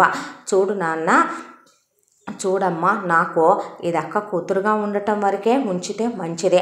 నా ఇంటికి కోడలు చేయాలనే ఉద్దేశాలు మీ మనసులో ఉంటే తీసేయండి అని విరాజ్ దగ్గరికి వెళ్ళి, చూడు నాన్న, నీ నలుగురి చెల్లెళ్ళెంతో నీకు అది కూడా అంతే. అంతకు మించి అనవసరమైన భావాలు ఏదైనా పెంచుకుంటే నాకు అసలు అలాంటి ఉద్దేశం లేదు నాన్నగారు. ఎప్పుడో చిన్నప్పుడు సరదాగా ఆడుకున్నామేమో, అసలు నాకు తన మీద అలాంటి ఊహ కూడా లేదు అనేసాడు విరాజ్. మంచిది, నమ్మమంటావా, నిజమేనంటావా అన్నాడు రాఘవరావు. నిజం నాన్న, మీ మాట కాదని ఈ విరాజ్ ఎప్పుడూ మాట తప్పడో అని చెప్తే, సరే చివరి వరకు ఇదే మాట మీద ఉంటే అందరికీ మంచిదే. ఒక మంచి సంబంధం చూసే నలుగురు ఆడపిల్లలకి పెళ్ళిళ్ళు అవ్వగానే జ్వాలకు కూడా పెళ్లి చేసి ఫారిన్ ఇచ్చి పంపించేద్దాం అనుకుంటున్నాను అనేసరికి, అమ్మమ్మ నేను బావనే చేసుకుంటాను, ఇది ఇంకా బాగుంది. వాడు నాకు ఇష్టం లేదంటే అప్పటికే మా మనవడు 11 ఏళ్ళు మాకు దూరం అయ్యాడు. అయినా మీ మామయ్య మెచ్చే మేనగోళ్ళగా ఉండలేకపోవటం నీ కర్మ, మీ అత్తయ్యలా ఉండలేకపోవటం నీ రాత, దానికి మేమేం చేయమే పనికి మాలిందానా అనేసి అక్కడి నుంచి వెళ్ళిపోయారు జానకి, మాధవరావు కూడా. ఆ తరువాత ఇక పెళ్ళికి ఒప్పుకోండి నాన్న, వాళ్ళని రమ్మనమని చెప్దాము నాన్న అంటే, అది కాదయ్యా, ఈ ప్రేమ వివాహాలు మన ఇళ్లల్లో లేవో, మన పరువేమవ్వాలి, ప్రతిష్టేమవ్వాలి, మన వంశానికి ఉన్నటువంటి పేరేం కావాలి. చూడండి నాన్న, మీరు మనుషుల్ని చూస్తున్నారు, నేను మనసు చూడమంటున్నాను. వాళ్ళు మంచి వాళ్ళలానే ఉన్నారు, లేదంటే మన చెల్లెళ్ళు ఎలా ప్రేమిస్తారు చెప్పండి. దానికి తోడు వాళ్ళని చూసి మీరు ఎంతసేపు మనుషులుగా అనుకుంటున్నారే తప్ప వాళ్ళ మనసు ఎలాంటిదో మీకు తెలియదు కదా నాన్న. ఒక్కసారి రమ్మనమని చెప్దాము నాన్న, చూసి మీకు నచ్చాకే ఓకే చేద్దాం. చూడండి నాన్న, మనం డబ్బున్న ఇంట్లోకి, మన కులం వాళ్ళకి, పరపతి ఉన్న వాళ్ళకే, రాజకీయంగా ఎదిగే ఫ్యామిలీస్లోకి మన చెల్లెళ్ళని అన్నదమ్ములకే ఇచ్చి చేస్తాం. మన కోసం వాళ్ళు ఒప్పుకుంటారు, చేసుకుంటారు. కానీ 4 గోడల మధ్య భార్యాభర్తలుగా వాళ్ళు సంతోషంగా ఉండగలరంటారా? మిమ్మల్ని నేను ఒకటి అడగనా? మీకు నానమ్మ, తాతయ్య, మీ అక్కలు అందరం మాతో సహా చాలా పెద్ద కుటుంబం మంది. అయినా సరే మీకు ఏ బాధ కలిగినా 4 గోడల మధ్య అమ్మ దగ్గరికి వెళ్ళి అమ్మ ఒళ్ళో పడుకొని అమ్మతో పంచుకుంటారే మీ బాధ. అలా ఉండాలి నాన్న. ఏ భార్యాభర్తలైనా మనసు తెలుసుకోవాలి. మనం మనుషులుగా వాళ్ళు కలవాలంటే ముందు వాళ్ళ మనసులు కలవాలి. ఇష్టం లేని పెళ్లి చేసి ఏం సాధిస్తాం అని చెప్పాడు విరాజు. చెప్పేపాటికి రాఘవ ఆలోచిస్తుంటే భానుప్రసాద్ వచ్చి, తరాలు మారే అల్లుడు, అది కాదు మావయ్య, చెప్పేది వినొచ్చు కదవయ్యా, వాడు మన వారసుడు కదా అనేసాడు ఆయన కూడా. సరే తాత మనవాళ్ళు సరే అనుకుంటే నాదే ఉంది, రమ్మనమనండి అనేపాటికి పెళ్లి కొడుకులు మంచి ఫంకీగా టాన్ జీన్స్లు వేసి మంచి ఈ జనరేషన్ పిల్లలు వచ్చినట్టు వచ్చారు. ఆయనకి నచ్చలేదు. కొంచెం ఫార్మల్స్ ఏమని చెప్పకూడదే, ఇంకా నయమన్నయ్యా ఇలాగన్నా వచ్చారు, లేకపోతే ఇలా కూడా ఉండరు అనేపాటికి సాయంత్రానికి స్లీవ్లెస్ బనియన్లు వేసేసి షార్ట్లు వేసేసారు. ఇది అవతారం. అంకుల్, మీరు పెళ్ళికి ఒప్పుకోరన్నారు, మీరు పెద్ద హిట్లర్ అన్నారు, కానీ చూస్తే మీరు మెత్తగా నోట్లో నాలుక లేని మనిషిలాగా ఉన్నారు. ఐ లైక్ యూ అంకుల్, మీరు చాలా మంచి వాళ్ళలా ఉన్నారు. వీళ్ళు చెప్పినంత ఓవర్ ఏం లేదు. ఈ రుక్కు సత్య మాతో అక్కడ ఉన్నప్పుడు మాత్రం మేము వీటితో కూడా షార్ట్స్ వేయించి స్లీవ్లెస్ వేయించి మాకు నచ్చినట్టుగా చేసాం అనేపాటికే రాఘవరావు కూతుళ్ళని నరికేద్దాం అన్నట్టు చూస్తే, అదేం లేదులే నాన్న, జీన్సులు టీషర్ట్లే లేండి అని వాగొద్దని చెప్పండి. అంకుల్ మీరెంత స్మార్ట్గా హ్యాండ్సమ్గా ఉన్నారో, మా నాన్నలు చూడండి, ఒకళ్ళకి బట్టబుర్ర, ఒకళ్ళకి ఎంత పొట్ట వచ్చాయో అనేపాటికి ఆయన ఏం మాట్లాడలేక, వీళ్ళ పెళ్లి కొడుకులు మావయ్య మారిందల్లుడు జనరేషను. ఏంటి మావయ్య మారేదే, కాబోయే మామగారిని పట్టుకొని భుజం మీద చెయ్యేసి మాట్లాడేంత, పెద్ద చిన్న లేకుండా మాట్లాడేంత, నువ్వు రా పబ్బులు క్లబ్బులు చూపిస్తాం, సిటీ లైఫ్ ఎంజాయ్ చేద్దాం, కలిసి మందేద్దాం అని చెప్పేంత పనికి మాలిన రకాలు, పనికి మాలిన వ్యవహారాలు అన్నాడు ఆయన. ఆ తర్వాత నాన్న సరేలేరా, ఇక్కడ దాకా కానిచ్చావుగా, మిగతాది కానివ్వు అనేసరికి రుక్మిణికి అనిల్తో, సత్యకి విమల్తో పెళ్ళి అయిపోయింది. వాళ్ళు కట్న కానుకలు వద్దన్నా వాళ్ళ వాటాకు పెట్టాలనుకున్నది పెట్టే గ్రాండ్గా పెళ్లి చేసి పిల్లల్ని అత్తారెళ్ళకి పంపించారు.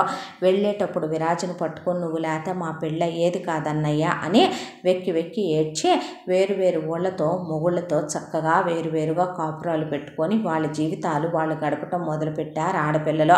ఆ తర్వాత వెంటనే రాధకి పెళ్లి చేద్దామని, మీరు కూడా ఎవరినైనా ప్రేమించారంటే అన్నాడు రాఘవరావు. లేదు నాన్నగారు, ఒకవేళ ప్రేమించి కులాలు కాకుండా మతాలు కాకుండా లేచిపోదాం, చెప్పకుండా వెళ్ళిపోదామంటే నేను ఎలాంటి తండ్రినంటే అవతల వాళ్ళని ఏమీ చేయనే, మన బంగారం మంచిదైతే అంతా కరెక్ట్గానే ఏడుస్తుందని మీ ఇద్దరు తలలు నరికి జడలు పట్టుకొని నేనే జైలుకి వెళ్ళి సరెండర్ అవ్వాల్సి వస్తుంది, మర్యాదగా చెప్పండి అనేసరికి, నిజం నాన్న, ఎవరిని ప్రేమించలేదు అంటే సరే అని ఆయన ఇష్ట ప్రకారం పెద్ద కూతుళ్ళిద్దరికీ పెళ్లి చేయలేకపోయాడు కాబట్టి మిగతా రెండవ కమలలిద్దరికీ మాత్రం రాజకీయంగా ఎదిగిన ఫ్యామిలీ, పలుకుబడి ఉన్న ఫ్యామిలీలో ఉన్నటువంటి ఇద్దరు అన్నదమ్ములు, ఒక అబ్బాయి పేరు అరుణ్, ఒక అబ్బాయి పేరు రవి, ఇద్దరిని మొత్తానికి రాధకి అరుణ్ని, రాధకి రవిని మాట్లాడుకొచ్చి సంబంధం పెళ్లి చూపులు చూసిన తర్వాత ఒకళ్ళతో ఒకళ్ళు మాట్లాడుకున్నారు.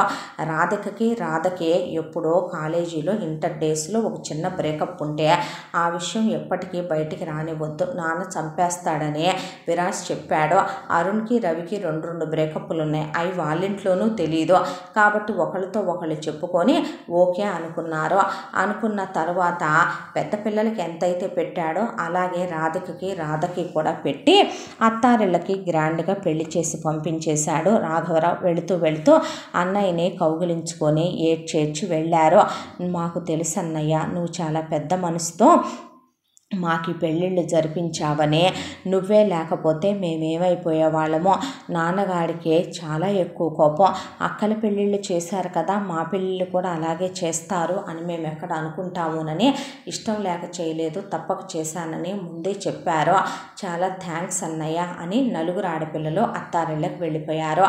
ఆ తర్వాత ఇహ మిగిలింది జ్వాల కోసం అని చెప్పి ఒకటి తర్వాత ఒకటి ఎంత ఆయన అక్క కూతురైనా ఫారెన్లో ఉండే అబ్బాయిలు ఇటలీ, జర్మనీ, జపాన్, ఇలా యుఎస్ దగ్గర నుంచి ఇండియా నుంచి వెళ్ళిన మగపిల్లల్లో డాక్టర్లు, ఇంజనీర్లు, ఎంఎస్సీలు చేసిన వాళ్ళు పెద్ద పెద్ద సంబంధాల వాళ్ళని పిలిపించాడు రాఘవరావు. అందరితో జ్వాల మా బావతో నాకు అన్నీ అయిపోయినాయి, శారీరకంగా మేమిద్దరం ఒకళ్ళతో ఒకళ్ళం చాలా క్లోజ్ అయిపోయాం, విడదీయరాని బంధం ఏర్పడిపోయింది. మా బావ నేను ఎన్నోసార్లు శారీరకంగా కలిశాము, మరి ఆ విషయం మీ మావయ్యకి చెప్పొచ్చుగా, మమ్మల్ని పిలిచి ఫూల్స్ని చేయటం ఎందుకని వాళ్ళంటే, మా బావ నన్ను చేసుకోవటం మా మామయ్యకి ఇష్టం లేదు, మా మామయ్యకి నేను నచ్చలేదు, మా నాన్న మా అమ్మ పోయాక మరో పెళ్లి చేసుకున్నాడని, నేను ఫాస్ట్ జనరేషన్లో పుట్టిన కోడళ్ళని నన్ను చేసుకోవద్దని చెప్పాడు. మా మామయ్యకి భయపడి మా బావ నన్ను చేసుకోనని ఇక మాట తప్పాడు. ఏం చేయమంటారు, మా బావని తప్ప ఎవరిని భర్తగా ఊహించుకోలేను, అన్నీ అతనికి సమర్పించి ఇంకా మీకేం సమర్పించేది నేను, ఈ విషయం బయటికి చెప్పారో నేను మీ పేర్లు సూసైడ్ లెటర్లో రాసి సస్తానని వాళ్ళని బెదిరించేసరికి జ్వాలకి మాకు కుదరదని వచ్చిన 10 మంది పెళ్లి కొడుకులు వెళ్ళిపోయారు. అసలు దీనికి ఎందుకు సంబంధాలు కుదరట్లేదని జయంతికి రాఘవరావుకి అర్థం కాలే. ఏమే పెళ్లి పేరెంటం లేకుండా కొంపలోనే పడుందామనుకుంటున్నావో పనికి మాలిందానా అని జానకి యశోద కూడా తిట్టిపోశారు జ్వాలనే. ఆ తర్వాత జ్వాల సామధాన వేద దండోపాయాలు వాడి ఇక మోహిని అస్త్రాల దగ్గర నుంచి అన్ని అస్త్రాలు వేయటం మొదలుపెట్టింది విరాజ్ మీద. ఎన్ని వేసినా జ్వాలకి దూరంగా ఉంటున్నాడే తప్ప జ్వాలకి మాత్రం దగ్గర అవ్వట్లేదు. ఈలోపు రాఘవరావుకి ఎలక్షన్ మూమెంట్ అయితే ఎలాగైనా సరే ఈసారి ఆయన ఎమ్మెల్యే అయి తీరాలనే పట్టుదలతో ఉన్నాడు. దాంతో ఆయన చాలా స్ట్రెయిన్ తీసుకుంటున్నాడని తెలిసి, ఏమైంది నాన్నగారు అంటే, ఆ రోజు నువ్వు వెళ్ళిపోయావు, పదవి జారిపోయింది, ఈరోజు నువ్వు తిరిగి వచ్చావు, పదవి కూడా రావాలి అంటే మీకు రాజకీయాలంటే ఇష్టమా నాన్న అని అడిగితే, కోట్ల కోసం కాదయ్యా, మనం పోయేలోపు మన పేరు పక్కన ఏదో ఒక పదవి ఉండాలి, మనకంటూ ఒక విలువ ఉండాలి, గౌరవం ఉండాలి, దానికోసమే నా ఇన్నేళ్ల శ్రమ అంటే, అయితే ఒక పని చేయండి నాన్న, మీరు ముందు మనిషిగా గెలవండి, నిస్వార్థంగా ఎవరెవరికి ఏమేమి అవసరమో అవి వాళ్ళ నుంచి ఏమీ ఆశించకుండా, మనం ఏమీ వాళ్ళ నుండి మనం కోరుకోకుండా మీరు సేవ చేయండి, ఆ తర్వాత ఏం చేయాలో ఆలోచిద్దామని తండ్రికి అండగా నిలబడ్డాడు. ఎక్కడ వాటర్ ట్యాంకులు లేవో అక్కడ అవి కట్టించే, ఎక్కడ కరెంటులు లేవో అక్కడ విద్యుత్ స్తంభాలు వేయించి, రోడ్లు వేయించి, స్కూళ్ళు బాగు చేయించి, హాస్పిటళ్ళు బాగు చేయించి, ఎంతోమందికి ఆపరేషన్లు చేయించి, సామూహిక వివాహాలు చేసి, వాళ్ళ పిల్లలకి పెళ్ళిళ్ళు చేసి, ఉద్యోగాలు ఇప్పించి, ఇలా రాఘవరావుకి తోడుగా ఉండి విరాజ్ మొత్తానికి ఆ చుట్టుపక్కల ఊళ్ళన్నిట్లో కూడా ఏ నియోజకవర్గంలో రాఘవరావు నిలబడిపోతున్నాడో వాళ్ళందరికీ కూడా ఏమీ ఆశించకుండా సాయం చేయించాడు రాఘవరావుతో. ఆ తర్వాత ఎలక్షన్ మూమెంట్ వచ్చింది. మైక్ తీసుకొని మాట్లాడబోతుండగా రాఘవరావు తన మైక్ అందుకున్నాడు. విరాజ్, మీ అందరికీ శతకోటి వందనాలు. చూడండి, మిమ్మల్ని మాకు ఓటేయమని అడగటానికి మేము రాలేదు, అలాగే ఓటుకి 2000 3000 ఇవ్వాలనో, ఒక ముక్కు పొడికి ఇవ్వాలనో, 2 సారా ప్యాకెట్లు ఇవ్వాలనో, ఒక బిర్యానీ ప్యాకెట్ ఇవ్వాలనో రాలేదు. ఎందుకంటే అన్నం పెడితే అరిగిపోద్ది, చీర పెడితే చిరిగిపోద్ది, వాత పెడితే కలకాలం ఉంటుంది అంటారు పెద్దోళ్ళు. మేమిచ్చే చీప్ లిక్కర్లు తాగి మీ భర్తల ఆరోగ్యాలు పాడవటం, మేమిచ్చే పిడికడి మెతుకులతో మీకు పూట రోజు గడిచిపోద్దేమో, 2000తో మీకు మహా అయితే కనుక ఒక వారం రోజులు గడిచిపోతాయేమో, అలా కాకుండా మేము మీకోసం రోడ్లు వేయించాం, మీకు రాని బస్సుల్ని రప్పించాం, దానికి తోడు వాటర్ ట్యాంకులు కట్టించాం, నిత్యావసరాలు మీకు అందుబాటులోకి తీసుకొచ్చాం, మీ పిల్లలకి చదువులకి కాలేజీల్లో ఫ్రీ సీట్లు ఇప్పించాం, ఉద్యోగాలు ఇప్పించాం, పెళ్ళిళ్ళు చేసాం, పురుళ్ళు పోయించాం, మీకు ఎక్కడ అవసరమో అక్కడ మేము ఆపరేషన్లు చేయించాం, మిమ్మల్ని ఆదుకున్నాం. ఇదంతా మా నాన్నగారు ఒక మనిషిగా చేశారు. మీ నుంచి ఏమీ ఆశించే మీరు ఓట్లు వేస్తారని కాదు, కాకపోతే మీ చేతిలో ఉంది ఒక ఓట్ అనే అస్త్రం. అది మీరు అమ్ముకొని మీ విలువను మీరే తగ్గించుకోకండి. మీకు సరైన నాయకుడిని ఎన్నుకునే హక్కు ఉంది. ఇక మీ చేతిలోనే ఆ హక్కుని వదిలేసి వెళుతున్నాను. మీరు ఓటు వేస్తే ఎవరైతే మంచి నాయకుడో, మీకు ఎవరైతే మంచి చేస్తారో, మీ జీవితాలకే ఎవరైతే కష్టం అంటే కదిలొస్తారో వాళ్ళని ఎన్నుకోవాల్సిన బాధ్యత మీదే. సరైన నాయకుడిని ఎంచుకోకపోతే రాజులేని రాజ్యంలో తయారవుతాయి మీ బ్రతుకులు అనేసి పదండన అక్కడి నుంచి భానుప్రసాద్ని రాఘవరావుని తీసుకెళ్తే, అల్లుడు వీడు మనకి సీనియరా, మనం వీడికి సీనియర్లమా అనేసరికి, నువ్వే సీనియర్లే తాత, నేనే జూనియర్లే అని నవ్వేసి వెళ్ళాడు విరాజు. వాడికి ప్రపంచం నేర్పింది మావయ్య, ఈ తెలివితేటలు మనం కాదుగా అనేశాడు రాఘవ. ఇద్దరు నూరెళ్ళబట్టి కూర్చున్నారు. ఆ తర్వాత ప్రచారం చాలా లైట్గా జరిగిన రాఘవరావుకి ఎప్పుడూ లేనంత మెజారిటీతో ఓట్లు గుద్దారు జనం. రాఘవరావు ఎమ్మెల్యే అయ్యాడు. ఆనందానికి పట్టపగ్గాలు లేవో, సంతోషంతో ఎగిరి గంతేశారు ఇంట్లో ఉన్న వాళ్ళంతా. విరాజు, ఇప్పుడు హ్యాపీగా ఉన్నారా నాన్న? ఇప్పుడు మీరు ఏదైతే సాధించారో, ఏ మంచి అయితే చెయ్యాలనుకున్నారో ఇప్పుడు చెయ్యండి నాన్న. మీరు ఇప్పటి వరకు ఏదైతే వాళ్ళకి అడగకుండా చేశారో, ఇక మీదట వాళ్ళు అవసరం అనుకున్న చోటల్లా మీరు ఉండేలా ఉండండి నాన్న అని ఒక కస్టమర్ కేర్ లాంటిది పెట్టించి, అక్కడ కొంతమందిని పెట్టించి ఒక నెంబర్ ఇచ్చి మీకు ఏ అవసరం ఉన్నా దానికి ఫోన్ చేయమనమని కూడా ఏర్పాటు చేయించి ఎక్కడికక్కడ అవసరం అనుకున్న చోట తండ్రితో పాటు వెళ్తే కొడుకుని వారసుడుగా అనౌన్స్ చేశారు రాఘవరావు. భానుప్రసాద్ మనవడగా, అలాగే మాధవరావు మనవడగా విరాజ్ని వారసుడుగా అనౌన్స్ చేసుకున్నారు. నా తర్వాత నువ్వు రాజకీయ నాయకుడు అవ్వాలయ్యా, వీళ్ళందరినీ ఉద్ధరించాలంటే నేనా నాన్న? నాకు ఇలాంటి ఇంట్రెస్ట్ లేవు, నేను దేనికి పనికొస్తాను? చాలే ఊరుకోరా మనవడా, నువ్వు వెళ్తే మన సైటు ఇలా చేతికొచ్చింది, నువ్వు వెళ్తే ఇలా నీ చెల్లెళ్ళకి పెళ్ళిళ్ళు అయిపోయినాయి, నువ్వు మాట్లాడితే మీ నాన్న ఎమ్మెల్యే అయిపోయాడు, అలాంటిది నీకన్నా మంచి నాయకుడు ఎవర్రా అన్నాడు భానుప్రసాద్. మరే మమ్మల్ని అందరినీ ప్రపంచమే చూపించి తిప్పుకొస్తే నువ్వు అన్నాడు మాధవరావు. మరే నాన్న, వాడు చిన్నపిల్లాడు, తీసుకెళ్తాను చూపిస్తానన్నాడు అనుకో, సిగ్గు లేకుండా నువ్వు వెళ్ళొచ్చు అన్నాడు రాఘవరావు. అంటే ఏరా, ఇది వయసు అని తెలిసే నాటికి మెమ్మనేసి కట్టబెట్టారు, అనుభవిద్దామనే నాటికి మీ 5గురు పుట్టారు, కోడిని తిండి తిన్నది లేదు, బాధ్యతలు ఈ ప్రదేశానికి వెళ్ళి చూసామనేది లేదు, కోడిన బట్టలు కట్టుకుంది లేదు, ఇలా చలువద్దాలు పెట్టుకొని ఇలా సూటు బూటు వేసుకొని తిరగాలనే కోరిక తీరిందే లేదు, నా మనబడి వల్ల ఫ్లైట్లెక్కి దిగి ప్రపంచాన్నంతా చూసి మెమ్మతో సెకండ్ హనీమూన్కి వెళ్ళి రాగలిగాను, జీవితంలో ఎటు ఒకరోజు మీకోసమే బ్రతికా, ఇప్పుడు కూడా మా కోసం మేము బ్రతకొద్దట్రా అనేపాటికి మామయ్య కూడా మీలాగే ఉన్నాడా అన్నాడు రాఘవరావు. మీ మామయ్యలాగా జనం కోసం బతకటం నా వల్ల కాదులేవయ్యా అని నవ్వేశాడు మాధవరావు. ఆ తర్వాత ఇంటిళ్ళపాది కలిసి ఇలా రాఘవరావు కనుక గెలిస్తే వాళ్ళ కులదేవత గుడికి వస్తామని మొక్కుకున్నారు. ఇంటిళ్ళపాది వెళుతుంటే బయలుదేరిన జయంతికి ఉన్నట్టుండి కళ్ళు తిరుగుతూ ఆరోగ్యం బాల. మీరు వెళ్ళండి తాతయ్య, నేను అమ్మని తీసుకొని రేపు వస్తాలే అంటే, అమ్మని పనివాళ్ళు చూస్తారులే నాన్న రమ్మన్నాడు రాఘవరావు. పనివాళ్ళు నేను ఒకటి కాదుగా నాన్న, అమ్మ నాతో ఎటు మాట్లాడటల్లా, దగ్గరుండి చూసుకొనివ్వండి, నన్ను బలవంతం చేయొద్దు, మీరు వెళ్ళండి రేపు తీసుకొస్తానంటే సరేనని వాళ్ళు బయలుదేరి ఇంటిళ్ళపాది మొత్తం వెళ్ళిపోయారు. ఆ తరువాత జయంతికి దగ్గరే ఉండి చూసినా, ఎంత ట్యాబ్లెట్లు వేసినా తెల్లారేపాటికి జ్వరం పతాక స్థాయిలో పెరిగిపోయింది. ఇక తల్లిని అప్లిఫ్ట్ చేసి కారులో పడుకోబెట్టుకొని డాక్టర్ దగ్గరికి తీసుకెళ్ళి ఇంజక్షన్లు చేయించి మాత్రలు మందులు తీసుకొని ఇంటికి తీసుకొచ్చి పనమ్మాయితో స్నానం చేయించి తల్లి బట్టలు మార్పిచ్చి తల్లికి తలదువ్వి, తల్లి తినను అంటున్నా వాంతులైతే వాంతులు పట్టి ఆమె నుదురు మీద క్లాత్ క్లాత్ వేసి తెల్లవార్లు పక్కనే కూర్చొని తల్లికి అలా సూప్ పోసి టైం టు టైం ట్యాబ్లెట్లు వేసి ఆమెను దగ్గరికి తీసుకొని గుండెల మీద పడుకోబెట్టుకున్నాడు విరాజు. నిజంగా కొడుకు ప్రేమ ఇలా ఉంటుందా, కొడుకు ఇలా ఉంటాడా, ఎంత ప్రేమిస్తాడా తల్లిని అనేంత అచ్చరు పొందిపోయింది జయంతి. ఆ తర్వాత కళ్ళు తెరిసి అలాగే విరాజును చూస్తుంటే, అమ్మ ప్రేమకి చాన్నాళ్ళు దూరం అయిపోయానమ్మా, ఇంకా నువ్వు నన్ను దూరం పెట్టొద్దు, ఎప్పుడెప్పుడు నువ్వు మాట్లాడతావా నాతో అని నా గుండె క్షణక్షణం తప్పించిపోయి కొట్టుకుంటోంది. నేను చేసింది తప్పేనమ్మా, నన్ను క్షమించని ఆమె పాదాలు పట్టుకున్నాడు. తల్లికి కాళ్ళు నొప్పులని కాళ్ళొత్తుతూ కూర్చున్నాడు. ఇంకా రాలేదేమయ్యా అని భానుప్రసాద్ వాళ్ళు ఫోన్ చేస్తే, అమ్మకు బాగాలేదు, నీరసంగా ఉంది, ఈసారికి మీరు కానిచ్చేయండి, ఆ తర్వాత అమ్మ నేను వెళ్ళొస్తాంలే తాత అని చెప్పాడు. జాగ్రత్త అయ్యా అని చెప్పారు వాళ్ళు. ఆ తర్వాత జయంతిని కంటికి రెప్పలా చూసుకున్నాడు. అన్నేళ్లుగా గుండెల్లో గూడు కట్టుకుపోయిన దుఃఖం కొడుకు అంత ప్రేమగా చూసుకునేసరికి కట్టలు తెంచుకొని విరాజును కౌగిలించుకొని పేగులు తెగిపోయేలాగా ఏడ్చి ముద్దుల వర్షం కురిపించింది జయంతి.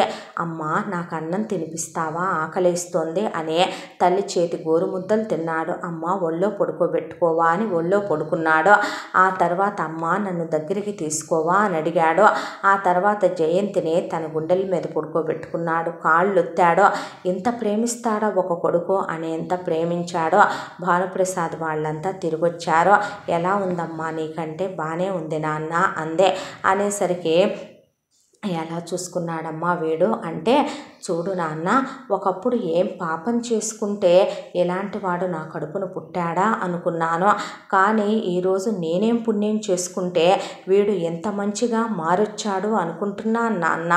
ఒక కొడుకు ఒక తల్లిని ఎంత ప్రేమిస్తాడా, ఒక తండ్రికి అంత సపోర్టుగా నిలుస్తాడా, ఒక తాతకే అంత ధైర్యం చెప్పే మనవడవుతాడా, నానమ్మని తాతయ్యని అమ్మమ్మనే అంత ప్రదేశాలన్నీ తిప్పి చూపిస్తాడా, చెల్లెళ్ళకి అండగా నిలబడి పెళ్ళిళ్ళు చేస్తాడా, జనానికి నాయకుడే వాళ్ళని ముందుకు నడిపిస్తాడా. ఏం పుణ్యం చేసుకున్నది నాన్న మన ఇల్లు. నిజంగా మన ఇంటికి వారసుడు వచ్చిన వాళ్ళ వేళ విశేషం ఏమో, కానీ ఈ జన్మకి ఇది చాలేమో అనిపించేస్తోంది నాన్న నా గుండెకి అన్న జయంతిని దగ్గరికి తీసుకొని, సాధించావురా మనవడా, మొత్తానికి మీ అమ్మ మనసు కూడా గెలిచేశావు అని నవ్వాడు భానుప్రసాద్. ఆ తరువాత తండ్రికి ఎక్కడ అవసరమో అక్కడ, తండ్రి నియోజకవర్గంలో ఎక్కడ అవసరమో అక్కడ ఉంటూ తండ్రి వెనకాలే తిరుగుతూ ప్రజాసేవ చేయటం మొదలుపెట్టాడు విరాజు. పైకి విరాజు నేను వద్దు రాను రాజకీయాల్లో కన్నా విరాజును వెంట పెట్టుకొని వెళ్ళి విరాజుకు కూడా రాజకీయం నేర్పించడం మొదలుపెట్టాడు రాఘవరావు. దానికి తోడు బిజినెస్ నేర్పించడం మొదలుపెట్టాడు భానుప్రసాద్.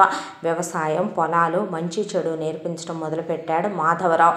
ఇల్లు, ఇంటికి వచ్చే మనుషులు, చుట్టాల గురించి చెప్పడం మొదలుపెట్టారు, మంచి చెడు గురించి. యశోద, జానకి.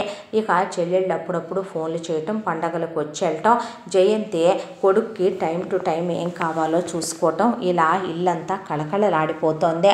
అయితే ఒక రోజున ఉన్నట్టుండి తండ్రితో పాటు బయట ఎక్కడో మీటింగ్ జరుగుతుందని చెప్పి విరాజు వెళ్ళి వచ్చేపాటికి రాత్రి అయిపోయింది. ఆ తర్వాత ఫ్రెష్ అయ్యాడు. ఫ్రెష్ అయిన తర్వాత ఇంట్లో వాళ్ళందరూ భోంచేసి ఎవరి గదుల్లోకి వాళ్ళు వెళ్ళి పడుకున్నారు. పడుకున్న తర్వాత విరాజు బుక్ చదువుతూ పడుకుంటే ఉన్నట్టుండి విరాజుకి ఫోన్ వచ్చింది. సిగ్నల్ రావట్లేదని చెప్పి విరాజు అలా బాల్కనీలోకి వచ్చాడు. బావతో కాలు జారితేనన్నా మావయ్య బావకిచ్చి నన్ను పెళ్లి చేస్తాడేమో, రెడ్ హ్యాండెడ్గా నగ్నంగా మావయ్యకి ఇంటిల్లపాదికి కనపడాలని పాలల్లో మొత్తుమందు కలిపి రెడీగా ఉంది జ్వాల. అయితే విరాజు గబగబగబా ఫోన్ మాట్లాడుకుంటూ లాన్లోకి వెళ్ళిపోయాడు.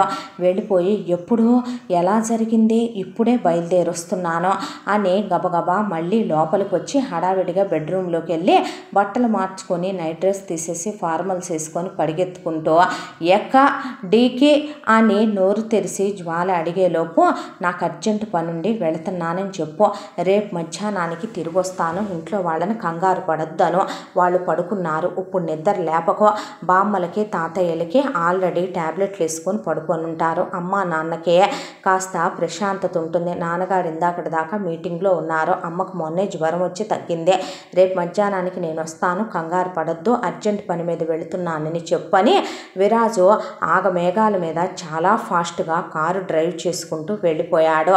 ఇక జ్వాల విరాజ్ వెళ్ళిన వైపే చూస్తూ ఈ పాలు అడవి కాచిన పాలైపోయాయి అని చెప్పి ఆ పాలని మూలకి విసిరేసి అలా లోపలికి వచ్చేసింది. ఇంతకీ బావ ఎక్కడికి వెళ్ళాడు, ఎవరిని కలవటానికి వెళ్ళాడు, ఎందుకింత హడావిడిగా వెళ్ళాడో, అసలు ఎవరిని కలవాలి, ఆ ఫోన్ కాల్ ఎక్కడి నుంచి వచ్చింది, ఎవరు ఫోన్ చేశారో, అవునా నేను వస్తున్నా అని ఎవరితో చెప్పాడో, ఎక్కడికి వెళ్ళేది చెప్పకుండా ఏంటిదంతా అని ఆలోచిస్తూ విరాజ్ గురించే ఆలోచనలు మనసులో సుడులు తిరుగుతూ ఉండేసరికి ఆ రాత్రంతా నిద్ర పట్టలేదు జ్వాలకి. ఇంతటితో వారసుడు కథ మొదటి భాగం పూర్తి. ముగింపు భాగంతో మళ్ళీ కలుసుకుందాం. తప్పకుండా మన ఛానల్ని లైక్ చేయండి, షేర్ చేయండి, సబ్స్క్రైబ్ చేయండి. ఈ కథను మనకు అందించిన కథా రచయిత్రి జి యామిని శ్రీనివాస్ గారు. Thank you.